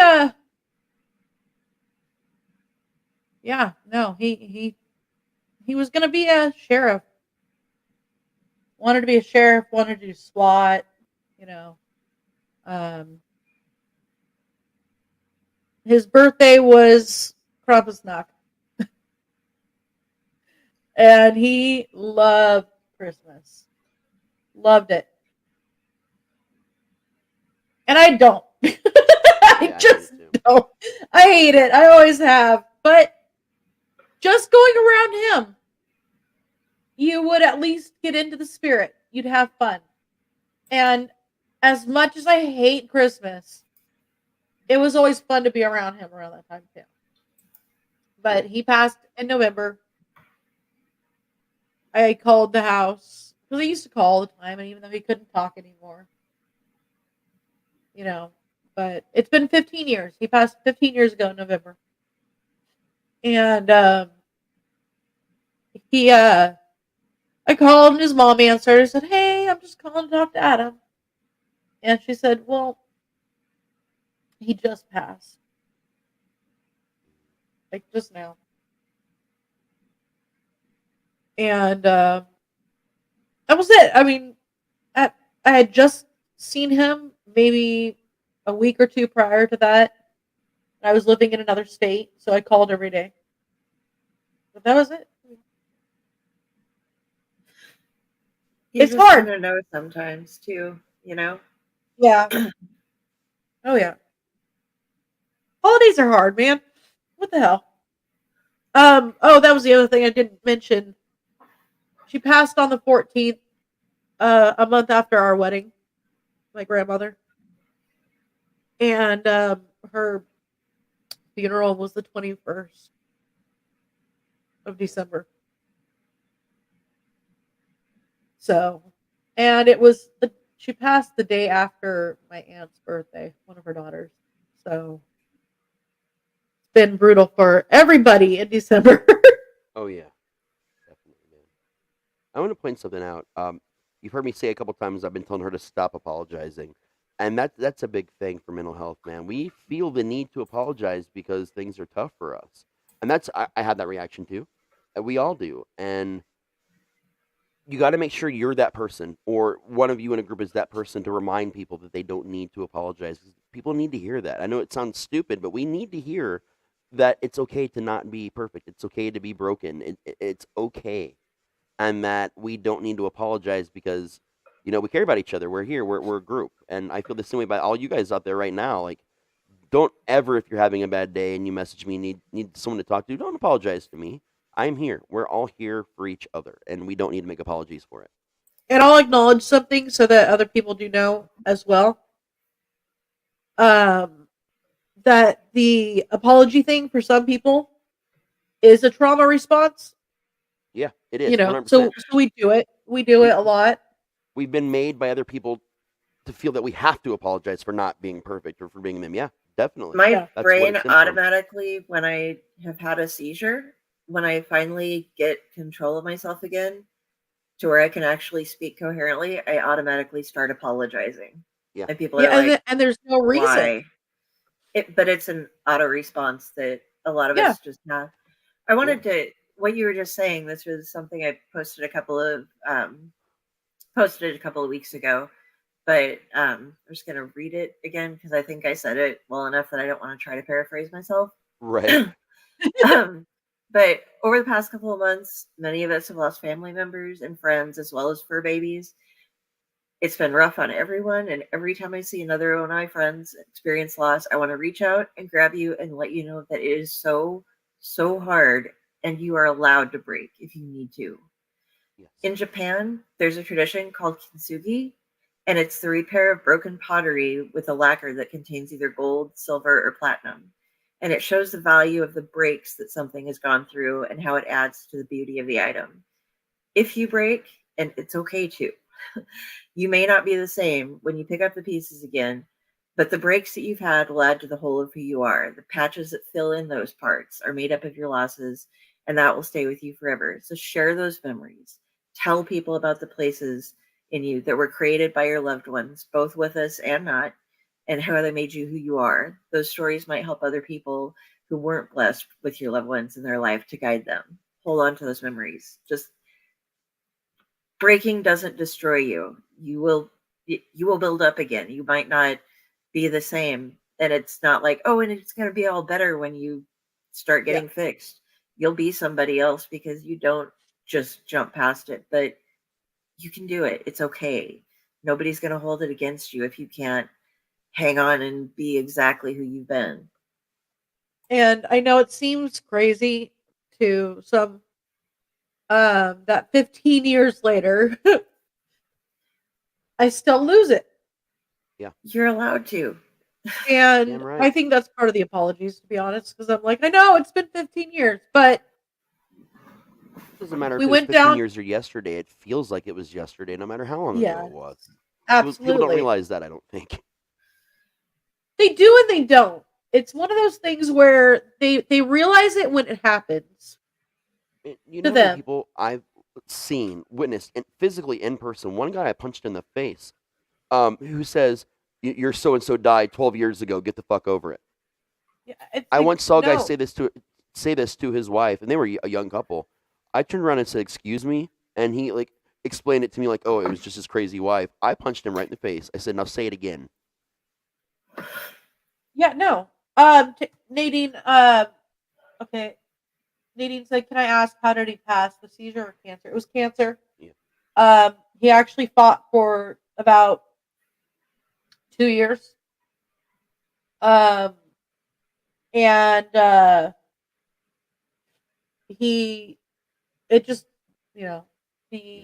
glioblastoma, anaplastic astrocytoma. Those are harder ones to fight. They are. They're all hard to fight, to be honest. And so any of you that are going through it, keep it up.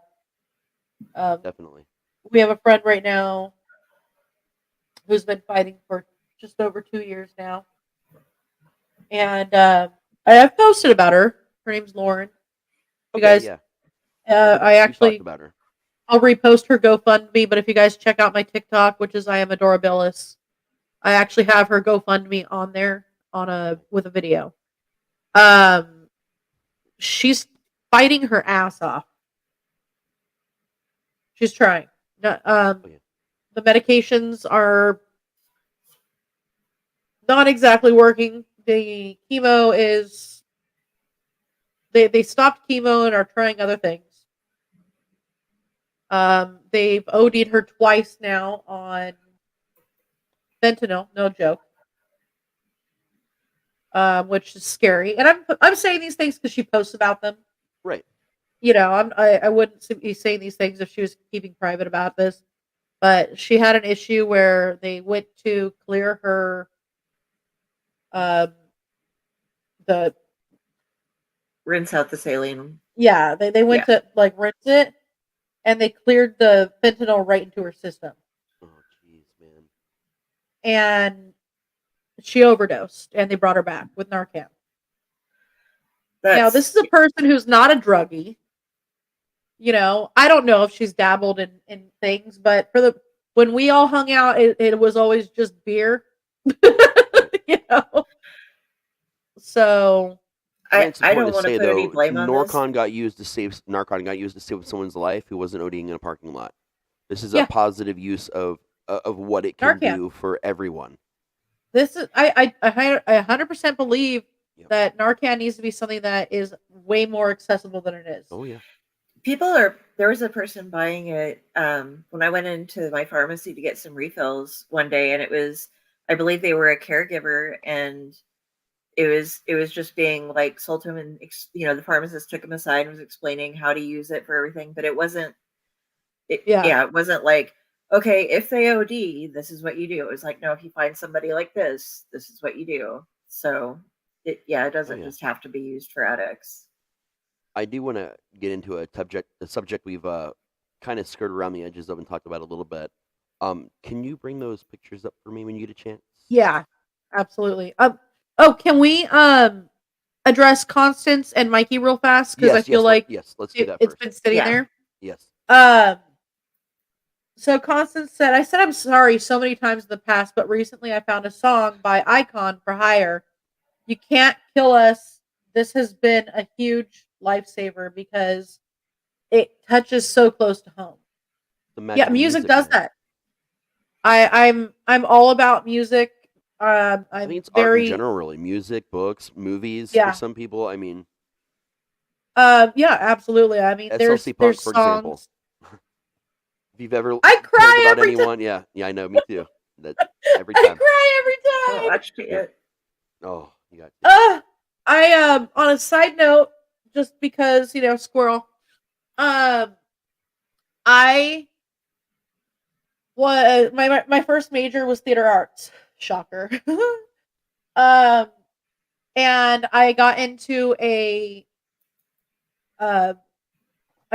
this one class that was supposed to be, my brain is not working right now and I'm trying to think of the word. Improv, thank you. It was supposed to be an improv class.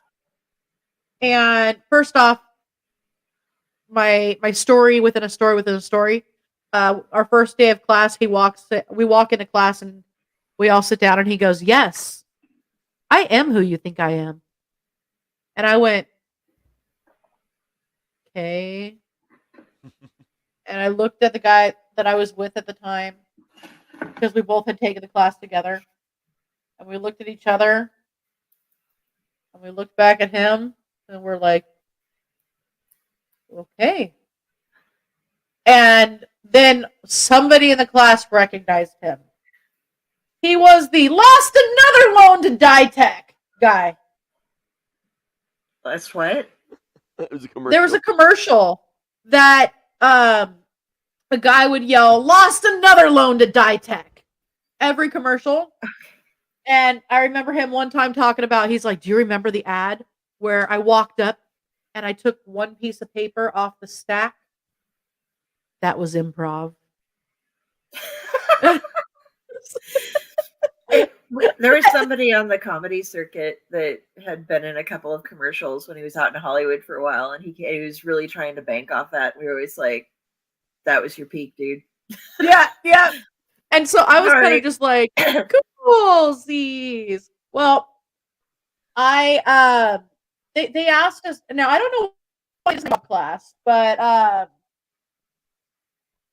they asked us to memorize a monologue, and For improv. for improv. And let me.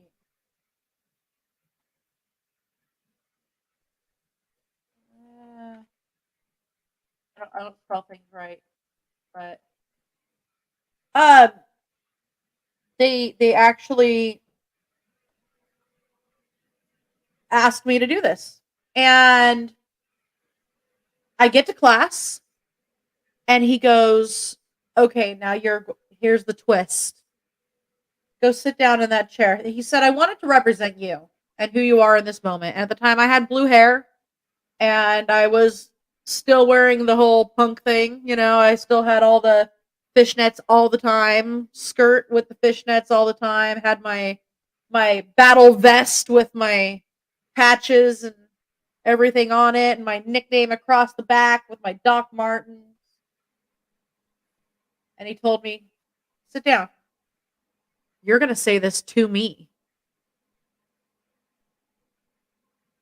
What?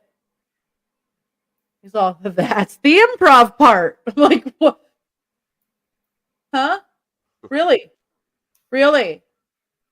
So I have wait, timeout. I just wanted to ask you real quick if I can. You believe in rebellion, freedom, and love, right? You two are divorced. So love failed. You know, I did that whole entire thing, and at the end of it, it goes, "But for the first time in my life, I'm 18 and I can say, fuck you." That's hilarious. One of the best moments in my life was getting to flip off a teacher and yell, "fuck you," and not get in trouble. But, sorry. We will continue. So good. Mikey says, "I felt broken before when I got out of the situation with my old roommates who were narcissists. Years later, I'm stronger and more careful with who I let in my life."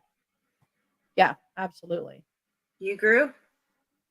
It helped. It sucked at the time, I'm sure.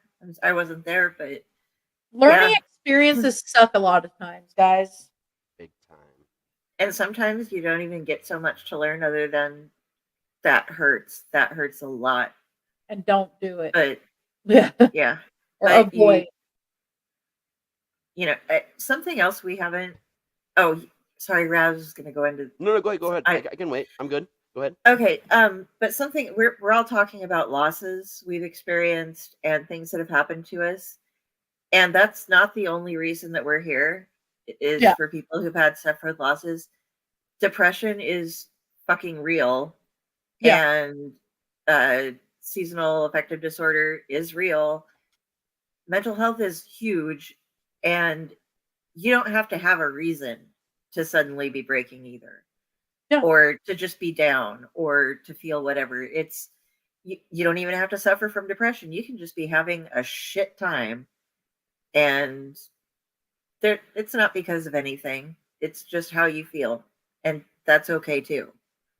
Absolutely. It's hard to go through, but that's why we're saying here, reach out to people. We're here. We're here for you. Oh yeah. Hit us up. You know? Even if I am a crying ball of crazy right now, Yeah. it is okay. And you know what? I'm not even going to say, I'm going to just say it. Crazy is not a bad term. I use it all the time to describe myself. I built a whole and- career on it. There we go. But I'm a freaking crow. Hang out in a Batman suit wearing body. you know what's really funny is my family always used to call me a crow all the time because, ooh, shiny. Oh, That's When you started saying that, I was all, really? And Delphine. How... And Delphine, really? I All right. am old Aka. So, I am the ghost of Aka past. so I'm going. Let me see real fast. I'm gonna bring up one more comment, so because it's a bigger comment, and then I'm gonna bring up your picture. Go for it. I suffer from depression, so words that hurt too. Words are hurt too shallow sometimes, and sorry, and that what I hate is when people think you're faking what you're going through. But I've learned to let those people go and look towards ones who really care about. Absolutely. Oh yeah. Words hurt, guys. I'm sorry. Emotional pain is as bad as physical pain. It's not just like, no, I get it. Like, if it's like something stupid, like, hey, I slightly stubbed my toe and you're being a giant whiny baby. Okay, walk it off. You're fine. But also at the same time, maybe they had an ingrown. Yeah. We didn't know it. But for the most part, you got to understand, people. You don't know what a lot of people are going through, so you may have just said something that completely triggered some kind of horrible event memory in their life. Yeah. On accident. Of course, you wouldn't have known. But if somebody starts saying, "Hey, I don't like that," maybe listen. Yeah, maybe stop. Don't be a dick. Or ask, like, "Hey, if you want to talk about it, you want to, are you okay?" Yeah. And don't feel bad if you're trying to help someone and you realize that you aren't what they need or you can't provide everything for them. You're not failing in that. Yeah. You're doing your best, but sometimes it's not your fault if you can't be the exact cure for someone's ills. Sometimes they just need to talk, and that's good. But if it goes beyond that, to where don't feel that you failed someone. You tried. They understand and know that you're there, but sometimes you can't. Don't set yourself on fire just to keep a couple of people warm. Yeah, absolutely. Absolutely. So we are going to go into, now this is a topic we've been skirting around for a little while. We have addressed it on other shows and we still kind of skirted around it. Yep. I mentioned it a little bit earlier in this one about my personal situation, but you know what, guys? I'm just going to flat out say trigger warning. Yeah, I was actually good. I'm not good at knowing when to put trigger warnings on things, but this is definitely one. But at the same time, pay attention to the scrolling info at the bottom. Yeah, please. So I'm going to bring up this one first. So this is my brother Ryan that I talk about literally all the time. You guys see how Dell and I interact with each other. There's a lot of jokes. Some other friends of ours call us the Weasley twins because we can finish sentences like it's a weird connection. Like she's like my best fucking friend in the world. Well, that's exactly the connection that Ryan and I had. I call him my brother, but really we met the day of my second birthday, as the story goes, because our families were friends. Which led to my mom babysitting him, which led to pretty much him living with us around the clock all the time, most of the time, holidays, family vacations. So we were raised as brothers. Even the little bit of time we both spent with his family, the little bit of time, that's one of my favorites, actually. I'm bringing this up too to be happy. Yeah. I mean, he was my everything, man. He was the other half of my brain, and just like Dell is now, to be honest with you. And man, we went through everything. We saved each other's lives. He was scared of everyone, but a loudmouth asshole to everyone because he knew I was standing right behind him. This look on my face that just said, "If you touch him, I will murder you," and I would have. I can't tell you how many fights I got into him. most of the fights I got into growing up were literally because he did or said something stupid knowingly to the wrong person because he knew that I was there. Like my brother. Yeah, this was literally him our whole lives together. But he was an artist. Like every band I was in right up until he left the military was me and him. The band I toured with, the only reason it wasn't a band with him was because he was in the military. And literally within a year of him getting back, some things happened with that band and I left. And then him and I started up our old project again. Like it never stopped the whole time he was in the military. He had a lot of mental health issues. His actual father had a lot of addictions, a main one being alcohol. So that's another reason why he pretty much lived with us all the time. His stepmom, which I hate that term, she was his mom. She was just another mom to him, Kathy. Did everything she could for him, but even she went through a lot of tough times with Ryan's father, where he would not allow her to be a mother. He would not physically allow her to even be a mother. So we took him away from all that, and Kathy loved him, every day. That didn't stop her from loving him, and even when he came back, he lived with her for a while. She's a great human being that did the best she could, because Del was talking about sometimes you do the best you can, but you're not always what the person needs. And this was one of those situations when he came back. And so the last day we were together, we had a jam session like we did literally just about every day. But this one was like about an 8-hour one. We spent 8 hours.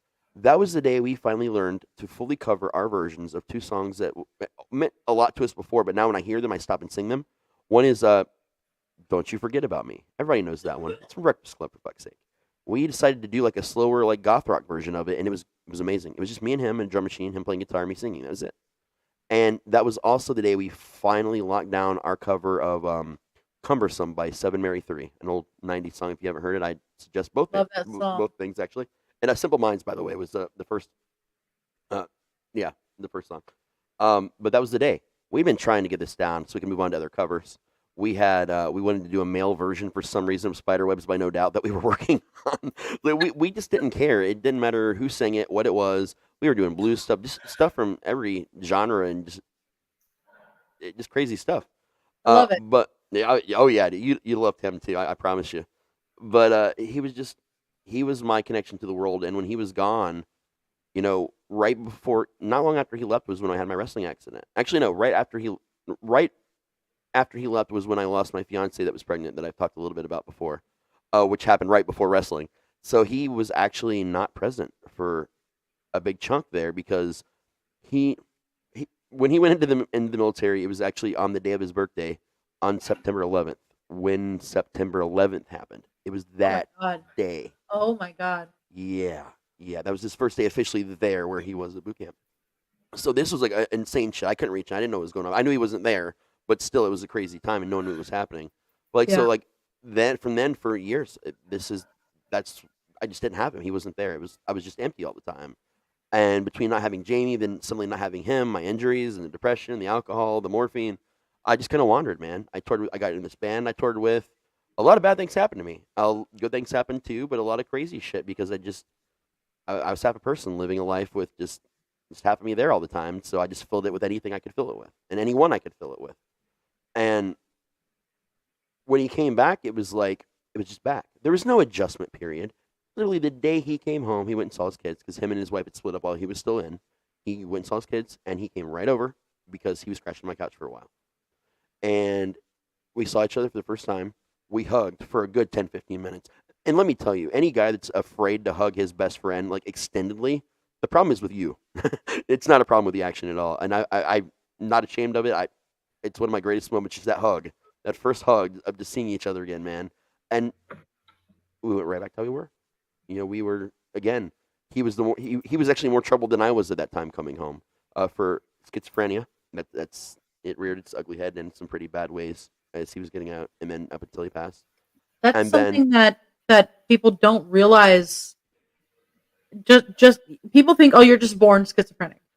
It can literally be triggered. Like, yeah, there's something in there, okay, but it can literally be triggered by anything. A lot of women have it triggered by childbirth. Yeah. Yes. So definitely, and it would take me episodes upon episodes upon episodes to describe him and explain our connection and how empty that I felt during that time. But no matter how empty I felt, he was still there in the world. He was still somewhere in the world. Yeah. I couldn't reach him because he had some very high security clearance, which is why no one could reach him where he was for quite some time. But he was still out there in the world. So I know he was there. The connection was just gone at the moment. But it reforged stronger than ever. We helped each other through really hard times. And that last day, I beat myself up a lot thinking, I should have noticed that something was weird. But that wasn't weird for us. We would have days where we would jam for 8 hours. And then we would sit down for 3 or 4 hours after that and just talk about everything we'd done in our lives and all, the greatest hits is what we called them. Hey, let's talk about the greatest hits is what we would start off with. And it was one of those days. But again, even that week, we'd had one earlier that week. So it wasn't a sign as much as I beat myself up and think I should have seen something. It was still normal. It wasn't out of the ordinary for us. And it was the greatest hits. It was his favorite conspiracy theories, which is included in that. He was a huge... Think about anyone you know that's a conspiracy theorist and times 10 it. And he also had a genius level IQ. So when he told you these crazy conspiracy theories, you wanted to believe them because he was bringing out facts, showing you, it was just to watch him. He was every bit the storyteller because of our grandma, as I was. He literally was this whole life. And I had gone to work the very next morning and gotten a phone call from Kathy, from his mom, and letting me know that he had passed. And I was like, wait, what? I was just with him last night. We were going to jam again today after work. She's like, no, I left my job, which led to me taking a couple months off because it was right around the holidays. It was 11/3/11 was when it happened. And it was not that far away from Thanksgiving as it was. So I really took off the rest of that year and to just adjust. And then I think I went back February the next year. But coming to find out it had happened maybe within an hour of me leaving and dropping him off at Kathy's because at that time he was living with her. And she didn't get home until she was working on the late shift. She just got home, went hard down the basement, swore she heard his response. She swore she heard his voice. And she went to bed, and it wasn't until she got up the next morning when I was at work. And I was the last one to see him. And the last conversation he ever had about his life or to anyone was the one we had. And I remember every detail of it. And I've got brain damage. That's really hard to do. But because we were also playing music, and music is my thing that helps me skip from the short term to the long term memory, it helped me just sort of just absorb it all into my long term. And I replay all the conversations. This isn't even an every now and then thing. This is every day, at least once a day, there's a moment where I just start replaying it sometimes while I'm doing the shows with you guys. That's what's going on in my background. I might get quiet for just a second. It's something like that usually. But not having the connection at all, knowing the connection is just dead, is obviously worse than knowing he was out there. But again, it was every day. Now it was empty. And his picture, right now at the hotel, not so much, but anywhere I am permanently, his picture goes right next to my writing desk because it makes me feel like I'm writing with him because we always wrote together. We made songs together. We wrote together.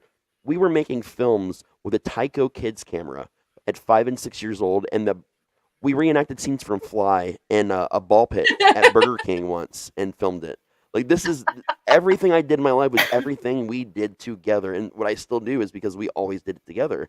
And even though he doesn't do it with me anymore, he is because I'm him and he's me, just like with my grandma, just like me and Dell now, it's just one of those things where I do these things not because I meant to do them, because I'm carrying on the work of the people that I love that always did them too. I'm bringing the pictures back up too. That is also the last picture of him. Oh wow! My ex-wife took that picture, and that was at my old house, and it was literally a week before. Oh wow! Yeah, and luckily that guitar was found and went to his oldest son, and I happened to have the amp that went to that guitar, and a year later I was able to get his oldest son as well. Oh, that's good. And that's Kathy's favorite picture of him too. That was actually her profile picture of him forever. But that right there specifically, the wrinkles in his forehead, that really weird look, this is hilarious. I know I'm making an ass of myself, but I really don't care. This was his whole personality. And I wanted to show you guys some clearer ones of his face because we talked about how much he looks like your dad. Oh, yeah. Oh, my God, dude. He totally does. He looks so much like my dad. And knowing your dad's real name is Ryan also, that's just fucking nuts. Yeah. If I didn't know for a fact that his father is his real father, I would swear. You even share features with him. It's weird, man. It's totally odd. It's cool as shit. So, guys, honestly, if you guys are feeling suicidal, if you guys are feeling depressed, down, you don't even need to really express that you feel suicidal necessarily.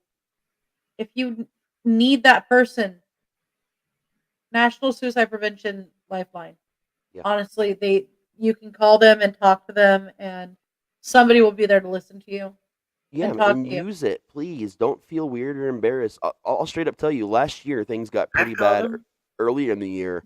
I found the online chat for it. There's also an online chat. I'll have to look it up, but it's for the same everything. It's all connected, and I didn't think I was going to make it, and everyone I knew was asleep. I didn't want to be a burden to anyone, and I was just going to sit there and take it. And I thought, you know what? No. And I got online and I chatted, and it helped me a lot. It helped me through that moment, and sometimes that's what you got to do. It's not getting through the day. It's not getting through the week, the month, the year, the holidays. It's getting At through the the moment. moment. And you Yeah. take it one moment at a time, man. That's what you have to do. So I'm gonna read a poem. Told you guys it's my favorite poem before, and it will lead into an explanation. So, out of the night that covers me, black as the pit from pole to pole, I think whatever gods may be for my unconquerable soul. In the fell clutch of circumstance, I have not winced nor cried aloud. Under the bludgeonings of chance, my head is bloodied but unbowed. Beyond this place of wrath and tears looms but the horrors of the shade. And yet the menace of the years finds me and shall find me unafraid. It matters not how straight the gate, how charged with punishments the scroll. I am the master of my fate. I am the captain of my soul. So William that's Ernest Invictus. Henley. Yep. Invictus by William Ernest Henley. That's such a beautiful poem, man. This is Sebastian. He will always be 17. When he was 17, he took his life. He had a shitty home life. His dad wasn't that great. He was a drug dealer. They lived now living in a trailer is not a bad thing, but they lived in a really bad trailer park, you know. And he was a drug dealer, and he would beat him quite regularly. He was an alcoholic, and probably doing other drugs that we didn't know about. And he would quite often run over to our house. And there was one time when I got a phone call from one of the kids telling me, "You need to get out to the high school. Sebastian's dad is chasing him down in the baseball fields. I don't know what's going on." So I said, "Tell him to run through the school and meet me at the front." And we popped the trunk and he got in and I drove off. Okay. And we just drove back home. And of course, the dad showed up screaming and yelling with the police. And I said, "Yeah, come on in, officers. Let's talk." So we weren't able to do what we wanted to do, which was we wanted to find a way to adopt him, but obviously we couldn't. So we kept trying to encourage him. Come over to our house for dinner. You know, need to wash some clothes? Come on over. Want to just watch a movie? Come on over. One of my regrets is he had slit his wrist once and cauterized it. And then was wearing bands, those the popular bands that they had for a while there. And they usually have like a little design there, some kind of like material, like sweatbands, I guess. Yeah. But I noticed it was odd. So I grabbed him and I saw what had happened, and I was taking him down to the hospital. I was taking him down. He convinced me out of it. I should have taken him, but he convinced me out of it. And so instead, I ended up taking all the kids to go see Twilight. Which one? The first one? It was the first or the second. I can't remember. I'm not ashamed to say I have read those books multiple times and actually quite enjoy the books. Movies, I've seen them all a couple times also. Not as great. Vampires don't sparkle. Yeah. Well, he doesn't either really in the books. It's the whole thing. But they made him look like a stripper in the movies, to be honest with you. We gotta take that glitter off. Hold on.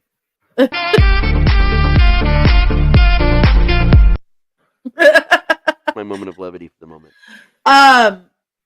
So one day, now mind you, at the time I had a big ass mastiff, which I do now too. But to say at the time, yeah, Bill was bigger.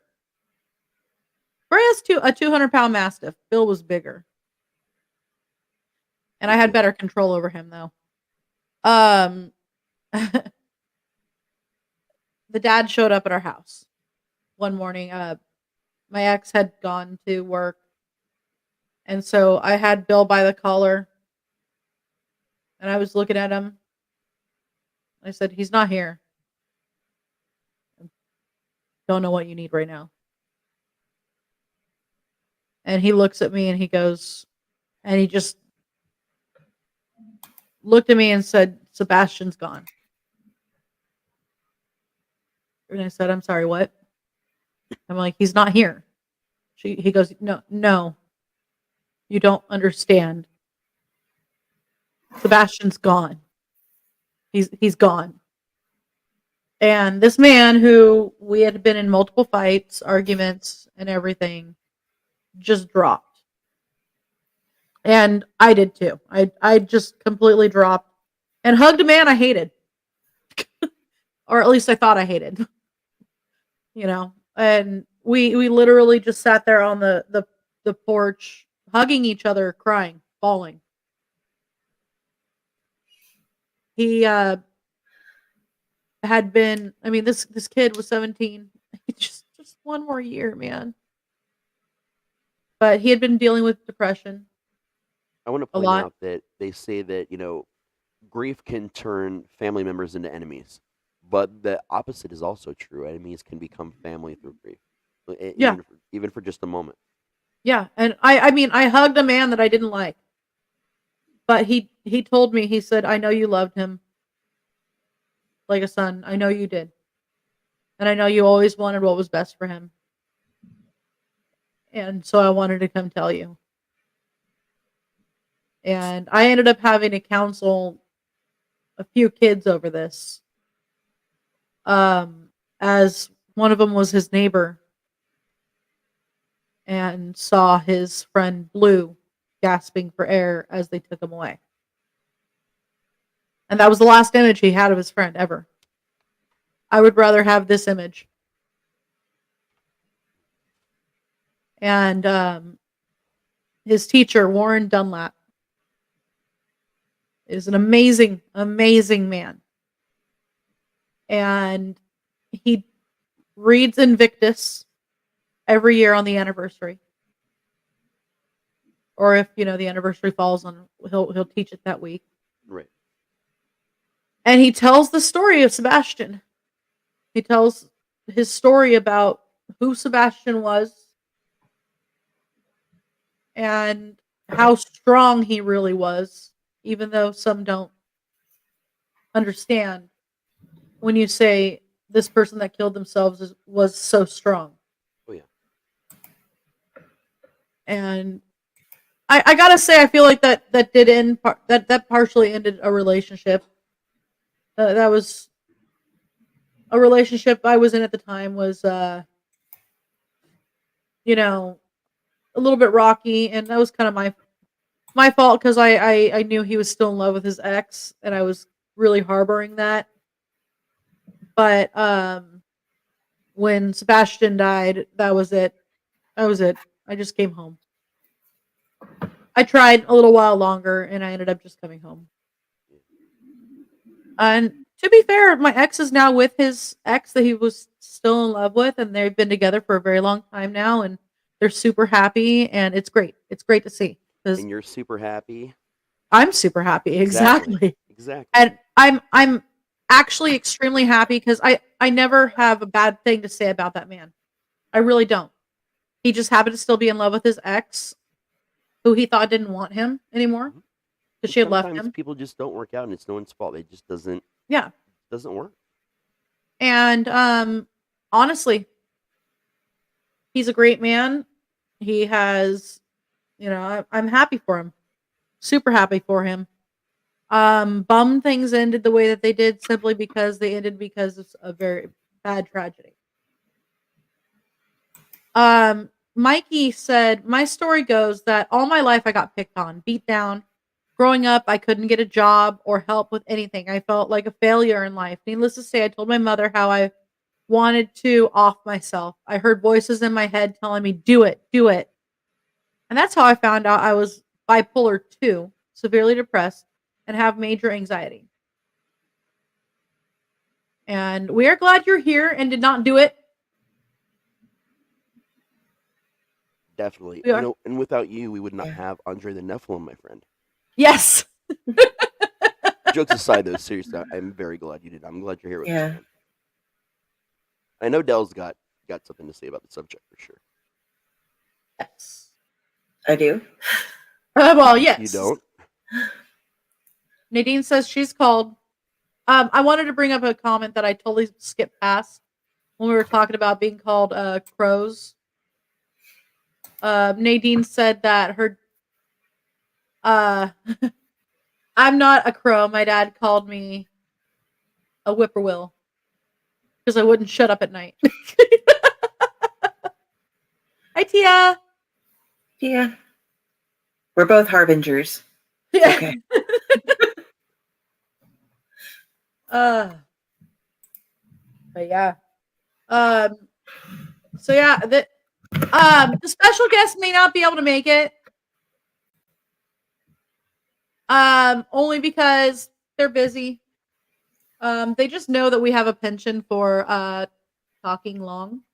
Yeah, and honestly, I hope we do this like more like in the off season, like we make it sort of a regular thing, so we can bring other people in and and talk about these things. I'm I think totally that'd be really down. awesome. Guys, again, look at the scroller on the bottom. If you're ever feeling like you would like that, like you want, well, one, if you're depressed enough to even contemplate suicide, please call 1-800-273-8255 or text home to pound 988. I believe 741-741 is also still available, which is the old one for texting. And then they have the online chat as well.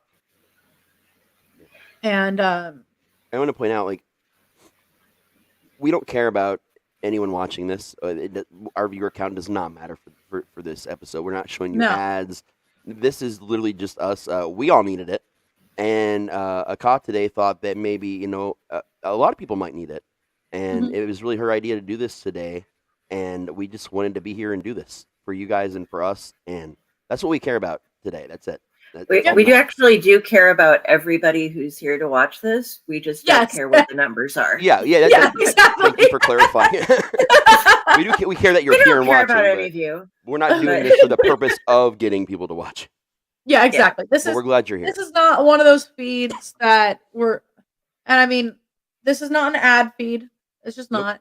We're not gonna try to sell you shit right now. But we're legitimately here reaching out to each other and reaching out to you guys because I have seen comments from our supporters talking about them being depressed, having high anxiety, having seasonal depression,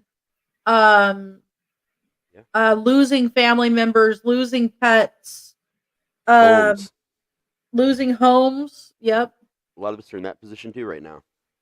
I mean, even pets, man.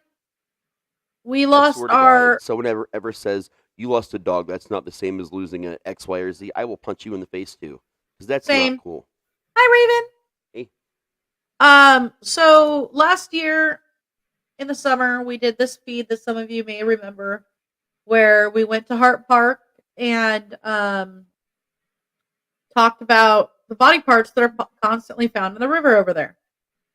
And we told a story of somebody that Hexus knew that was a victim of Samuel Little, who didn't die. They thought she was dead. Oh, you're fine. You're fine. It's no worries. We're just going. Yeah. We're here to hang out. But we were there telling a story. And the day before, we actually went and we brought our dogs with us and walked around the park and kind of got a feel for where we were going to go and what we were going to do. And we went and did a little bit of ghost hunting too up at the haunted Horseman's. It's called the Horseman's Barn, and it's haunted. So we went and did that as well, and I freaked a bunch of people out by talking to something that wasn't there. And we got home, and our dog was acting funny. And we got on one of these chats, just not live, with somebody, and he wasn't acting right. So I said, "Hey," we said, "Hey, we gotta go." We thought he was overheating because it was the summer. So I picked him up. We picked him up, put him in the tub, and started rinsing him off. And he still wasn't acting right. And so we rushed him to the vet at midnight. And we're talking about, okay, so we got to get him on some meds. Thinking it was seizures still for some reason. But then the vet tech came out and picked him up, and he bit the vet tech. The dog had never bit anybody in his life, except for the person who tried to rob the house that he ran and got a chunk out of their ass. Person he should have bitten. Yeah. But the dog never bit anybody. Like, he was not mean-spirited. He was the bestest boy. Boxer's just the bestest boy. So it was around that time that they wouldn't let you go into anything. And they come out and said, "Okay, I need you to come in." And they said his stomach is flipped. And we said, "Okay, well, he's about 12." And they said, "Well, we could do surgery, but," and I love this vet for this. "We could do surgery, but I'm going to tell you right now, it's 80-20. And the 20 is that he would survive. And that's not even talking about the 2 weeks of healing. And just to let you know, we found a big mass next to his stomach, which probably caused it." And once it flips, honestly, even with the surgery, it can happen again. Oh yeah, Harley and Me made me cry like a baby, by the way, both the book and the movie. The book was worse. I read the entire book and bawled like a baby. I can't watch Turner and Hooch to this day without losing my shit. Yeah, I can't watch Dumbo, by the way, because of Baby of Mine. But that was it. And I literally spent a whole week in bed bawling my eyes out because of Angus being gone. And so, guys, they're family members. Yeah. It's totally okay to be upset, depressed. You know, you've lost a family member. Yeah. And especially when I was like, we knew it was coming. We knew he was 12. Boxers usually don't make it past 10. Yeah. So we knew it was coming at some point, but we thought it was going to be that slow decline. Yeah. And it wasn't. It was just all of a sudden he was there, he was gone. And so I don't want to like push or anything, but I did notice if Del, you maybe wanted to weigh in on this one. Sorry. Yeah, I just let me really quick share a pic. And So I know this hit home like hardcore for you. Like yeah, I'm sorry. Recent. Stop. Yeah, stop. no, Sorry. no. No sorry. Sorry. There's no sorry Yeah. in baseball. I just had my cat Yeti, who was like 18 years old, and I'm trying to find. Actually, I don't want to show the picture. I had some pictures of him when he was super cute and everything, and then the past year or so, he's just really, really been on decline. He was he was part ragdoll, so he was that huge, like kind of seal point Siamese looking thing with the blue eyes. Yeah, we have a ragdoll outside right now. Yeah, and he would just nuts cat running all over the place all the time. He just attacked his sister constantly. And but he was starting to slowly get to where he couldn't groom himself anymore very well. He got stinky. I'd clean him off with claws and combed him all the time to comb the mats out and put dental stuff so that he didn't, because when he did clean himself, that's when he gets stinky because he smelled like old cat breath Yeah. and stuff. But he just kept getting worse and worse and not being able to suddenly jump on the couch right and doing things. And so then my birthday's Halloween, and I stayed with him, and I spent the last couple days with him. And then 2 days after my birthday, the poor guy, he just wasn't doing good. He'd spent the whole night before just laying on the ground if he wasn't laying in my lap, purring, and he was drooling. And so we had to take him in. And I remember the night we talked about it, about you thinking about it. Yeah. It's harder almost, I think, sometimes because he hated the vet. And I'd gotten a brand new case and hadn't taken him in to the vet since. So I put in, laid down a towel or a blanket for him and put in some catnip and everything so he'd be okay in the case. And then my mom took him in, and he was just growling, like yowling and fighting the entire time he's at the vet. And they will fight you there. Cats will, because they don't, some will, at least, not all of them. But they gave him something that would calm him down enough that I could hold him. They had to go through it twice, because even though he was down, he'd gone from weighing like 15 pounds to maybe 2. Oh my God. And he was all ribs and fur. And that's why I don't want to show the sad pictures of him, because of course he'd gone from such a magnificently beautiful cat to just sad. And so you sit there holding this cat who's fighting and fighting and fighting, and you feel so guilty because you're like, I'm putting him to sleep and he's fighting me doing this. Yeah, exactly. But they finally got him enough of the dosage so that I could hold him, and then they come in and they give I'd been with my mom when we had to put down her dog Daisy. She was doing really, really bad just the year before. And that was easier because Daisy was just like, yeah, okay, I'm here. I'm glad you guys are here, and wagging her tail the entire time and giving us kisses. And then, but so if you've had to go through that trauma, then have somebody tell you, oh, he's just your cat.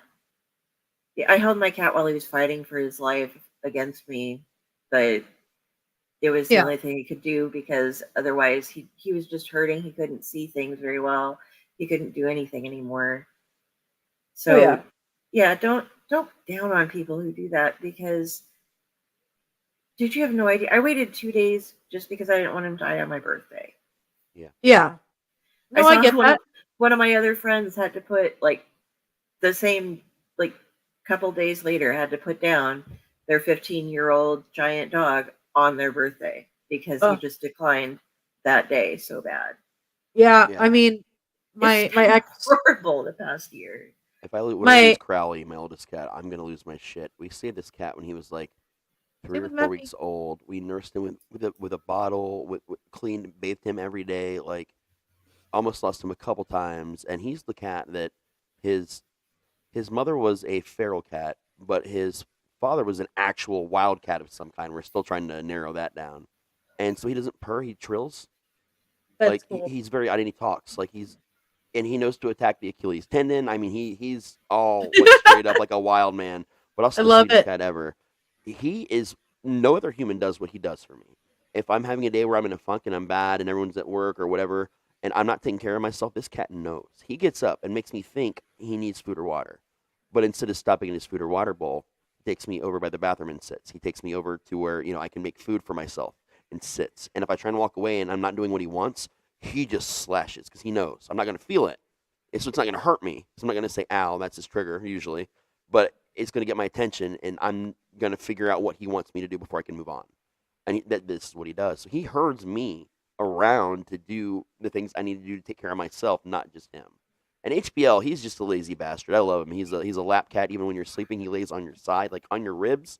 And he weighs way too much to do that. But Crowley, man, he herds me, man. He takes care of me. And we had when Texas and I first got together, I had a cat that I had saved from a tweaker pad, and his name was Bubba, and he was a creamsicle, an orange creamsicle tabby cat, And this cat loved everything. It's exactly what Crowley looks like, by the way. That's what. Oh, and a polydactyl. Yes. Yep. You're describing Crowley just much bigger. And well, Bubba was a fat ass, and I loved him. He loved showers. Like if I took a shower, I had to allow him to come in, and he'd just sit there. Oh, you know. But when Hexus and I first got together, he had declined. He had crystals in his bladder, and they had done surgery. Oh, that's so painful for them. Yeah, well, it was the second time too that they had to do the surgery for it. Yeah, he went through that. Yeah. And the next day, he started walking backwards and just doing weird neurological shit, just weird.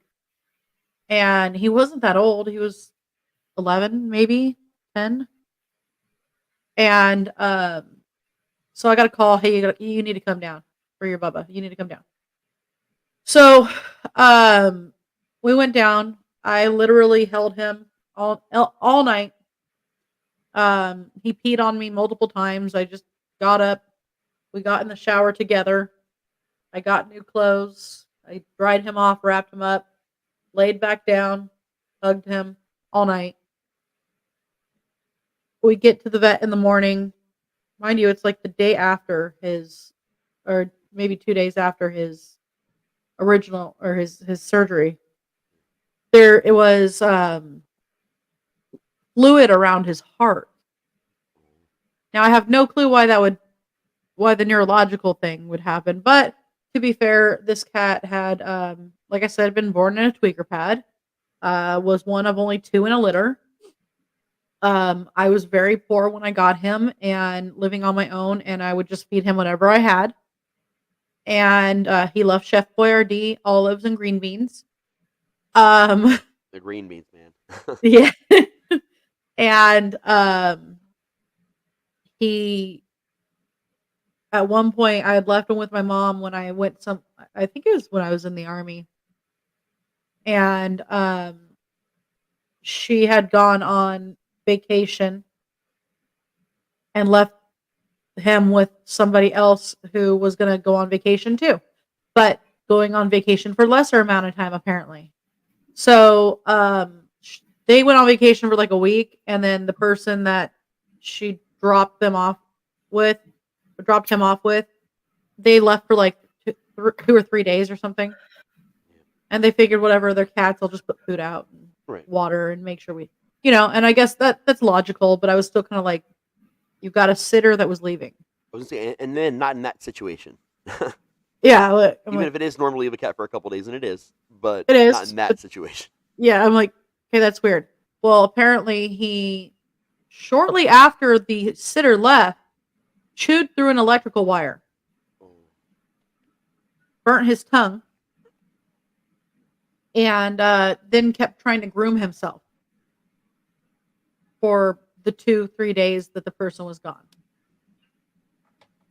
Looked like, to answer your question, the fluid around the heart, it restricts blood flow, and it doesn't stop the blood flow from the brain, but it affects it, and in a delicate system from a smaller animal, it causes it can cause damage. Yeah. Okay.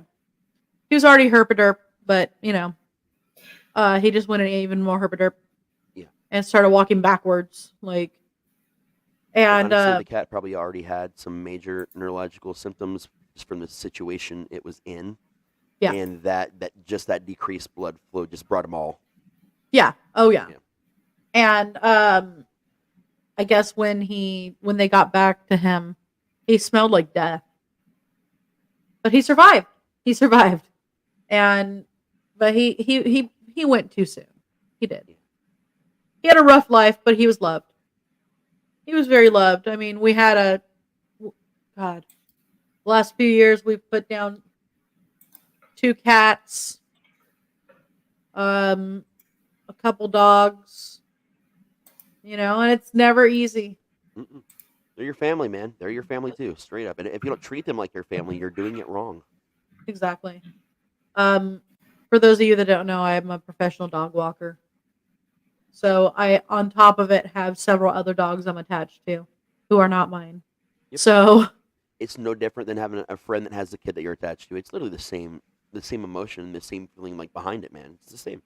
oh yeah, last year I got a picture of Twinkle was her name, um,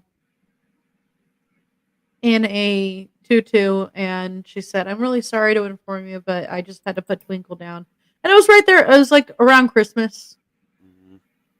but I was like, "I really appreciate you sending me this beautiful picture, and I will mourn her with you."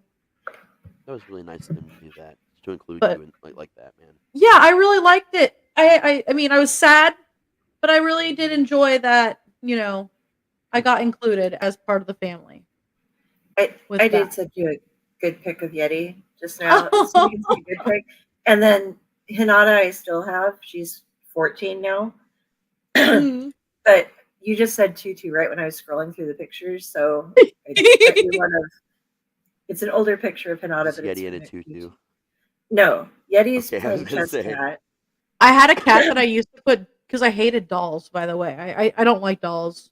I don't know why, which is really They kill funny. you in your sleep. Yeah, exactly. Um, That's what dolls do. porcelain dolls used to creep me out when I was a kid, but people would give them to me, so I would dress my cat up in those American whatever dolls. I'd put American those Girl dolls or whatever. American them on my Creepy cat. bastards. And the damn cat would just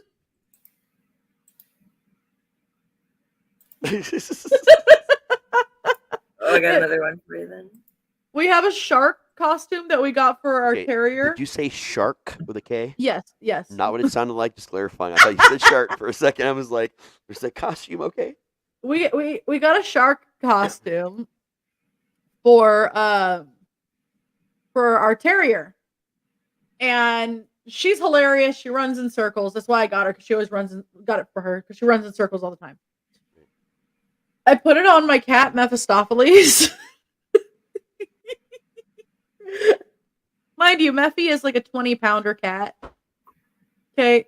So I put it on him and he looked at me.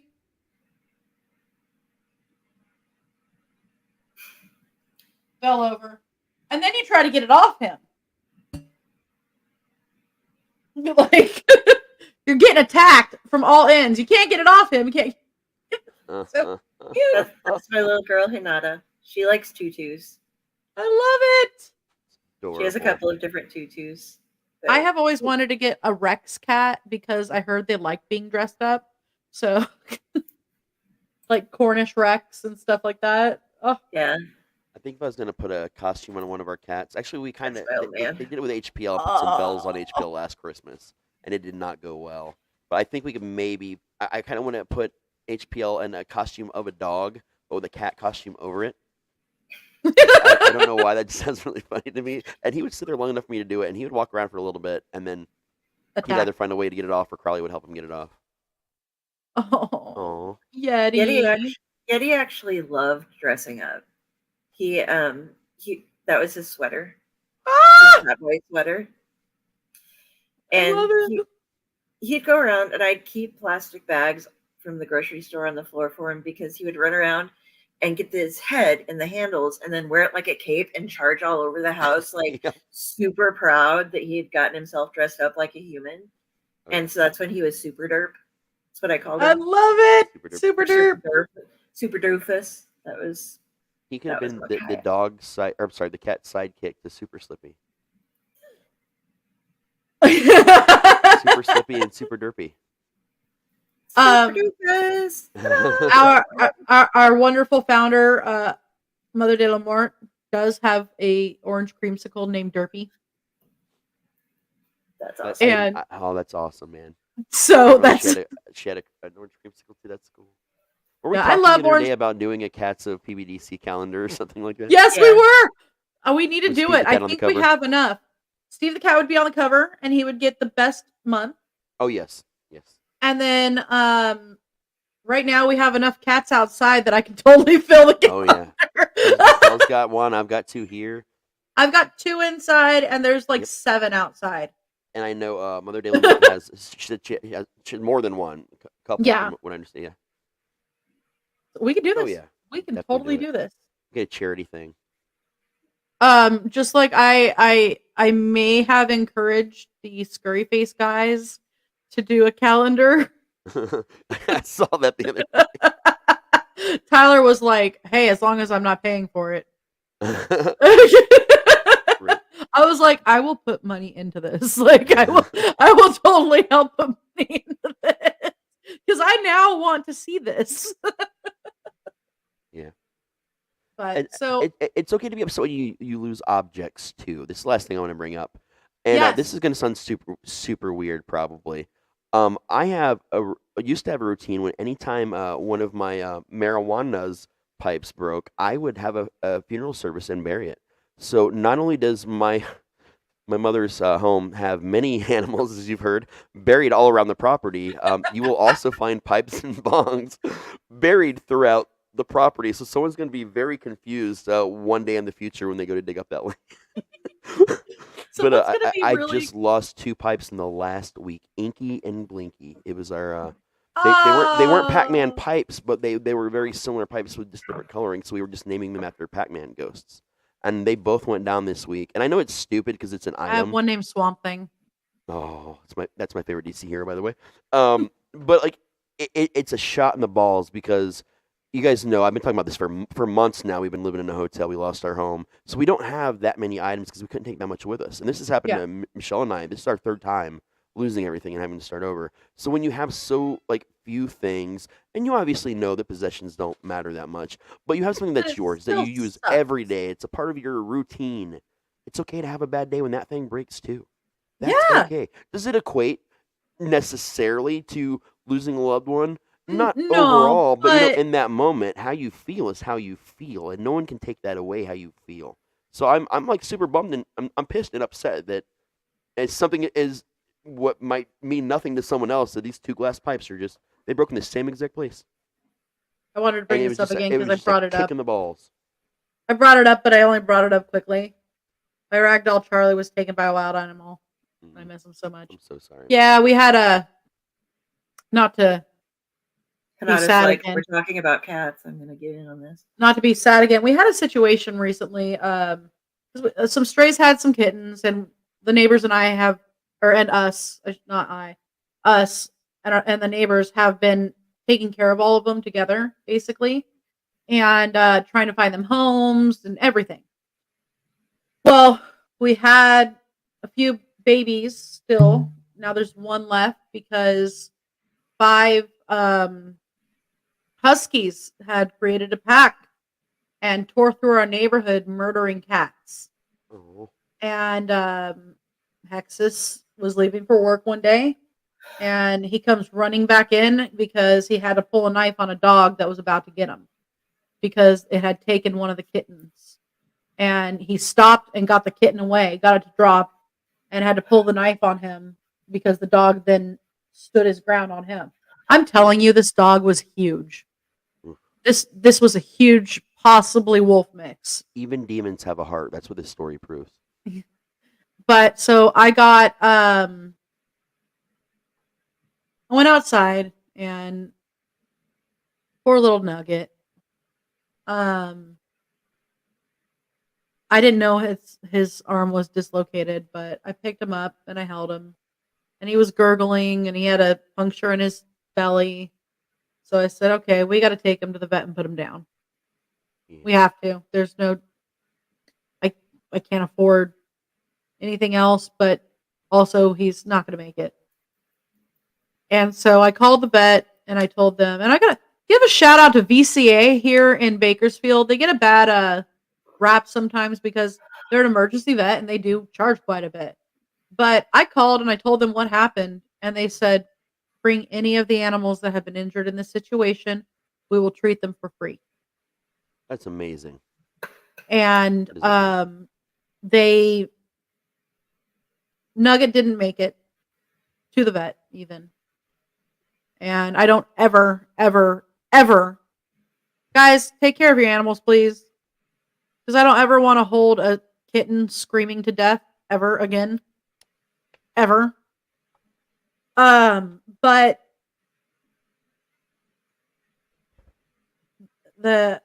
I said, okay, here, he didn't make it. And they said, okay, did you have a name? I said, well, he was a stray, but we called him Nugget. And they said, okay, we'll take care of Nugget. Do you want his ashes back? I said, no, I can't have any more ashes. We have so many ashes of so many Yeah. animals at this point. We just can't do it. And when Angus died, it hurt my heart when they said communal. Do you want his ashes, or what do you want to do? I said, oh, we can't. And I regret not getting his ashes, but it was a moment, Yeah. And I went communal with Yeti because, well, yeah. let me tell you something that I learned about communal. They told me communal, and it broke my heart with Angus. They didn't explain this to me. And I told the vet with Nugget, I said, oh, that just breaks my heart to hear that. Is there any way that you guys could phrase that differently? Like, Yeah. I hate to say that, but like, it feels like I'm letting someone down when you say that. And she goes, well, let me tell you.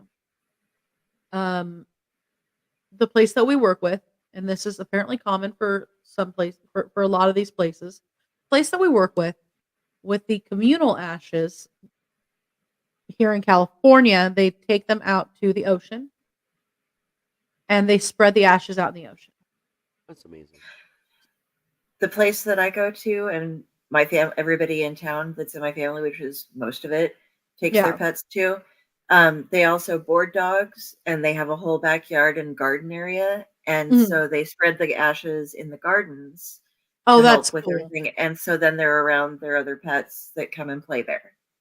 So I if like you feel that. like it, you Yep. can go stand back in their garden and Gardens and parks remember your here. pet for a while. So I've been learning. I learned that, and that helped a little bit, a lot actually, with the like feeling like I failed that poor little kitten. I mean, they call them memory gardens here, which I think is a really cool name. Like, they don't say communal; they just say memory garden, which I thought, oh, that's actually really. I like that. I like that Yeah. better than communal. Yeah. But yeah, we had another cat named Boom. I have friends who breed cats and show them. Except some friends that did that with dogs. I have some friends now that do it with horses. Yeah, I'm used to that with horses and dogs, but these are show cats. I don't think I've ever heard of. I did not know that it was a thing with cats. I'm not being rude or anything. I just legit did not know that was a thing for cats. It was literally the most hilarious thing. I 'Cause actually you'd went think to one they of their wouldn't put up with shows. that shit. That's why I wouldn't imagine it would be. Yeah, I literally went to one of their shows once, and they even have a house cat category. There's the Wow. house cat category is like my cat Meffy would have been perfect if he didn't have a kinky tail. Dude, I could pull HPL or on a pillow in a wagon, and he just look at everybody. Yeah, If he could wave, he would totally do it. I could see his little paw. That's the kind of cat that they would want in the house cat category. Yeah, that'd be but hilarious. then they have actual like Lycois, Cornish Rex, Persians, and all these other breeds like pure blue, Russian blue, English blue. All these different breeds. And I knew of some breeds like Maine Coons, Russian Blues, that kind of stuff. But I didn't know about a lot of these things, and it was pretty cool though. And so I was like, I want a show name for my cat. Boom Boom the Destroyer Apocalypse Meow the First. That is epic, man. Unfortunately, she was feral. I brought her in. She stayed with us for about a year, until somebody let her out. And she came back in the first time she got let out. The second time she got let out, Brea scared her off, and I saw her in the neighborhood a little while, but unfortunately, I think within the tirade of the Huskies, she may have been one of the casualties. So, oh yeah, Boom Boom the Destroyer is no more. But if I had to pick one of the cats' names that would work, HPL is obviously Howard Philip Lovecraft.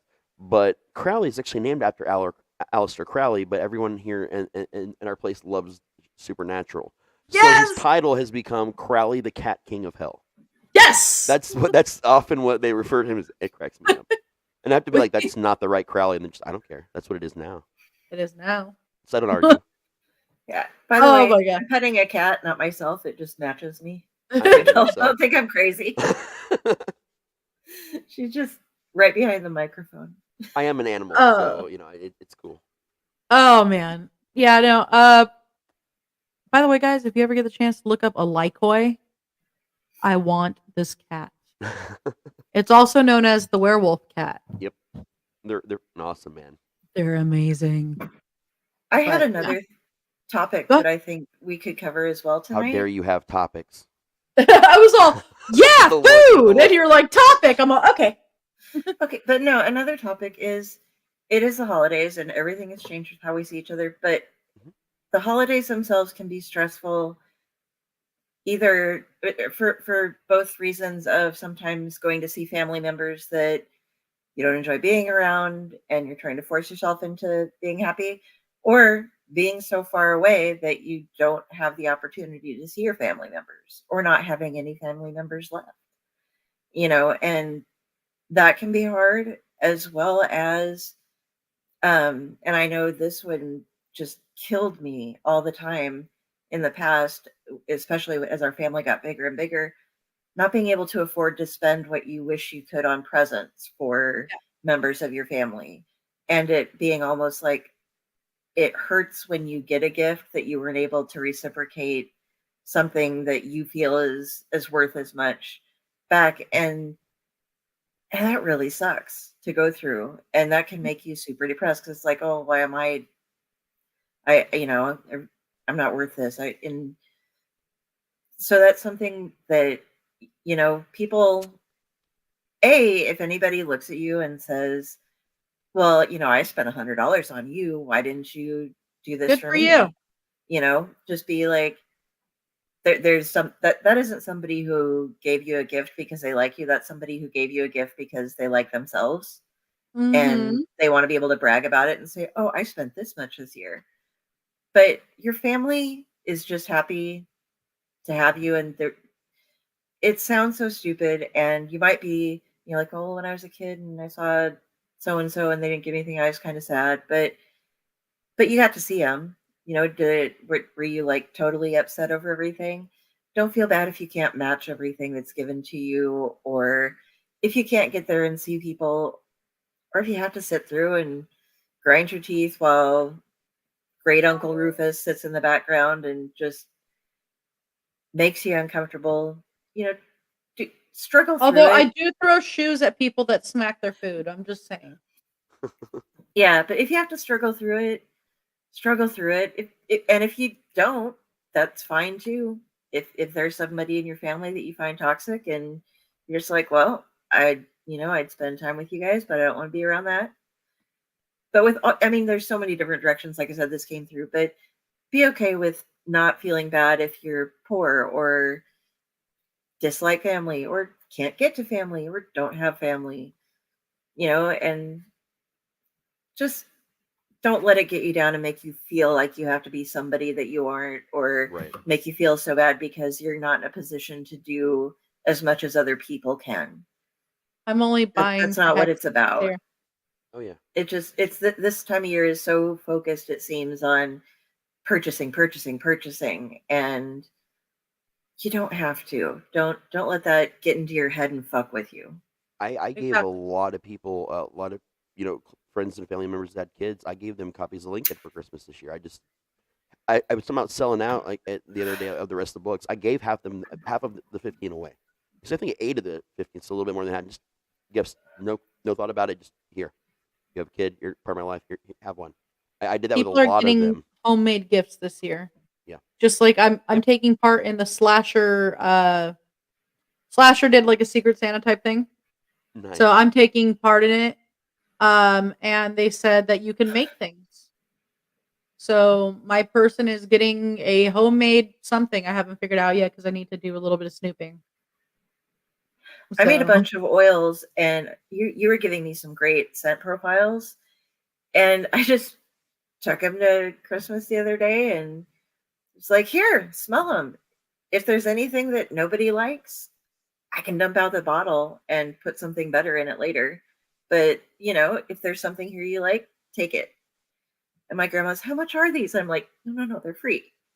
It's what I've been slowly, I didn't buy everything at once, but I've been slowly building up. Like, okay, I have an extra $15 here. I can buy a case of glass bottles of this size on Amazon because they're on sale right now, and then get a couple cents there. So homemade presents, yeah. I like to think, write something for somebody, things like that work too. And even if you aren't the best writer in the entire world, just letting somebody know that you care, Yeah, definitely. and realize the same way going the other way. Somebody else might be sitting in that position of like, God, I really wish I could afford to get you something, but that there are other people who are feeling the same way you do about stuff. And some of us, I don't know, it hurts for years when It does. you're like, I'm an adult, I should be able to be the one who does all these things. And it's like, yeah, but the cost of everything has gotten so high. It's ridiculous at this point. Yeah, It is. I mean, I'm self-proclaimed. I hate Christmas. The Grinch has literally nothing on me. That's how much I detest Christmas. But it just dawned on me that I'm the only one in my family that doesn't like Christmas. So I just told them that they could go ahead and get our Christmas tree at a storage if they want and bring it here to the. I just sent this message to them like, hey, do you want to go get our Christmas tree and just put it up in the room? I'm gonna hate it, but they're gonna love it. So I should let them go and get it because I've been denying them this for weeks now because I just don't want to see a tree. Yeah. But this conversation helps me realize that if that's what they need, even if I don't like it, it's not hurting me for it to be here. I just hate Christmas, but it makes them happy to have it. So thank you guys. Watching my mom go Christmas shopping for people and buying different things. Like we went out and she got a bunch of stuff for my grandma the other day, and just seeing how happy it makes her to find cool things and stuff that she wouldn't have thought of, just like finding the uniquest gifts out there. Okay, I can't spend as much as my mom, but she worked her whole life and that's what she wants to do. And that makes her so happy. So people who are like, oh man, you spent too much, sometimes that's what just gives that. They don't need anything back. They just wanted to be able to get something to put a smile on your face. Doing that, she was just like giddy. I'm not like trying to make my mom into being a silly person, but it's been rough. This is another year with like both parents gone and a lot of family not being able to be around. And so it's just kind of been like, we've all been bah humbug, but when she gets to pick out little things, it just makes her thrilled. Oh, I may have put 44 candy canes on the Christmas tree. So I get the Christmas tree, but we don't even have a single ornament. We don't have ornaments. We don't have anything to put on it. But it's one of those. It's a Go rainbow get candy tree. canes. Right, it's a pride Still tree. get candy canes. So it's got like the lights built in. It's the rainbow lights for being the pride tree and everything. So I got the funfetti. nice. Well, hello there. Hi. I can't read that, but welcome. Hello. I'm sure you're a bot, and if you're not, then hello. Yeah, hello. All right. Well, Bots are it has people been too. 3 hours. Yes. Oh, Time yeah. got away from us there. Time got away, and food has been ready in the other room for about an hour now. It's in the crock pot. And so, oh no, Hex is cooked. Ooh. So I made me some good vittles. There are so many other stories like that we all have, and we can bring other people in with us and do more shows.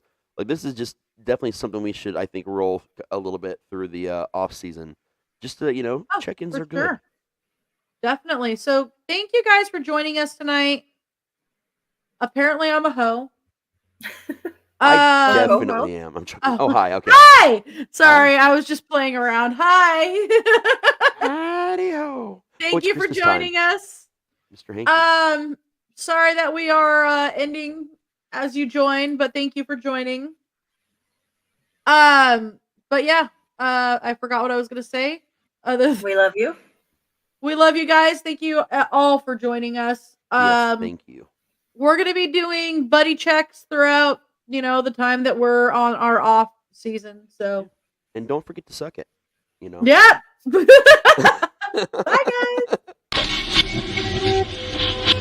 guys.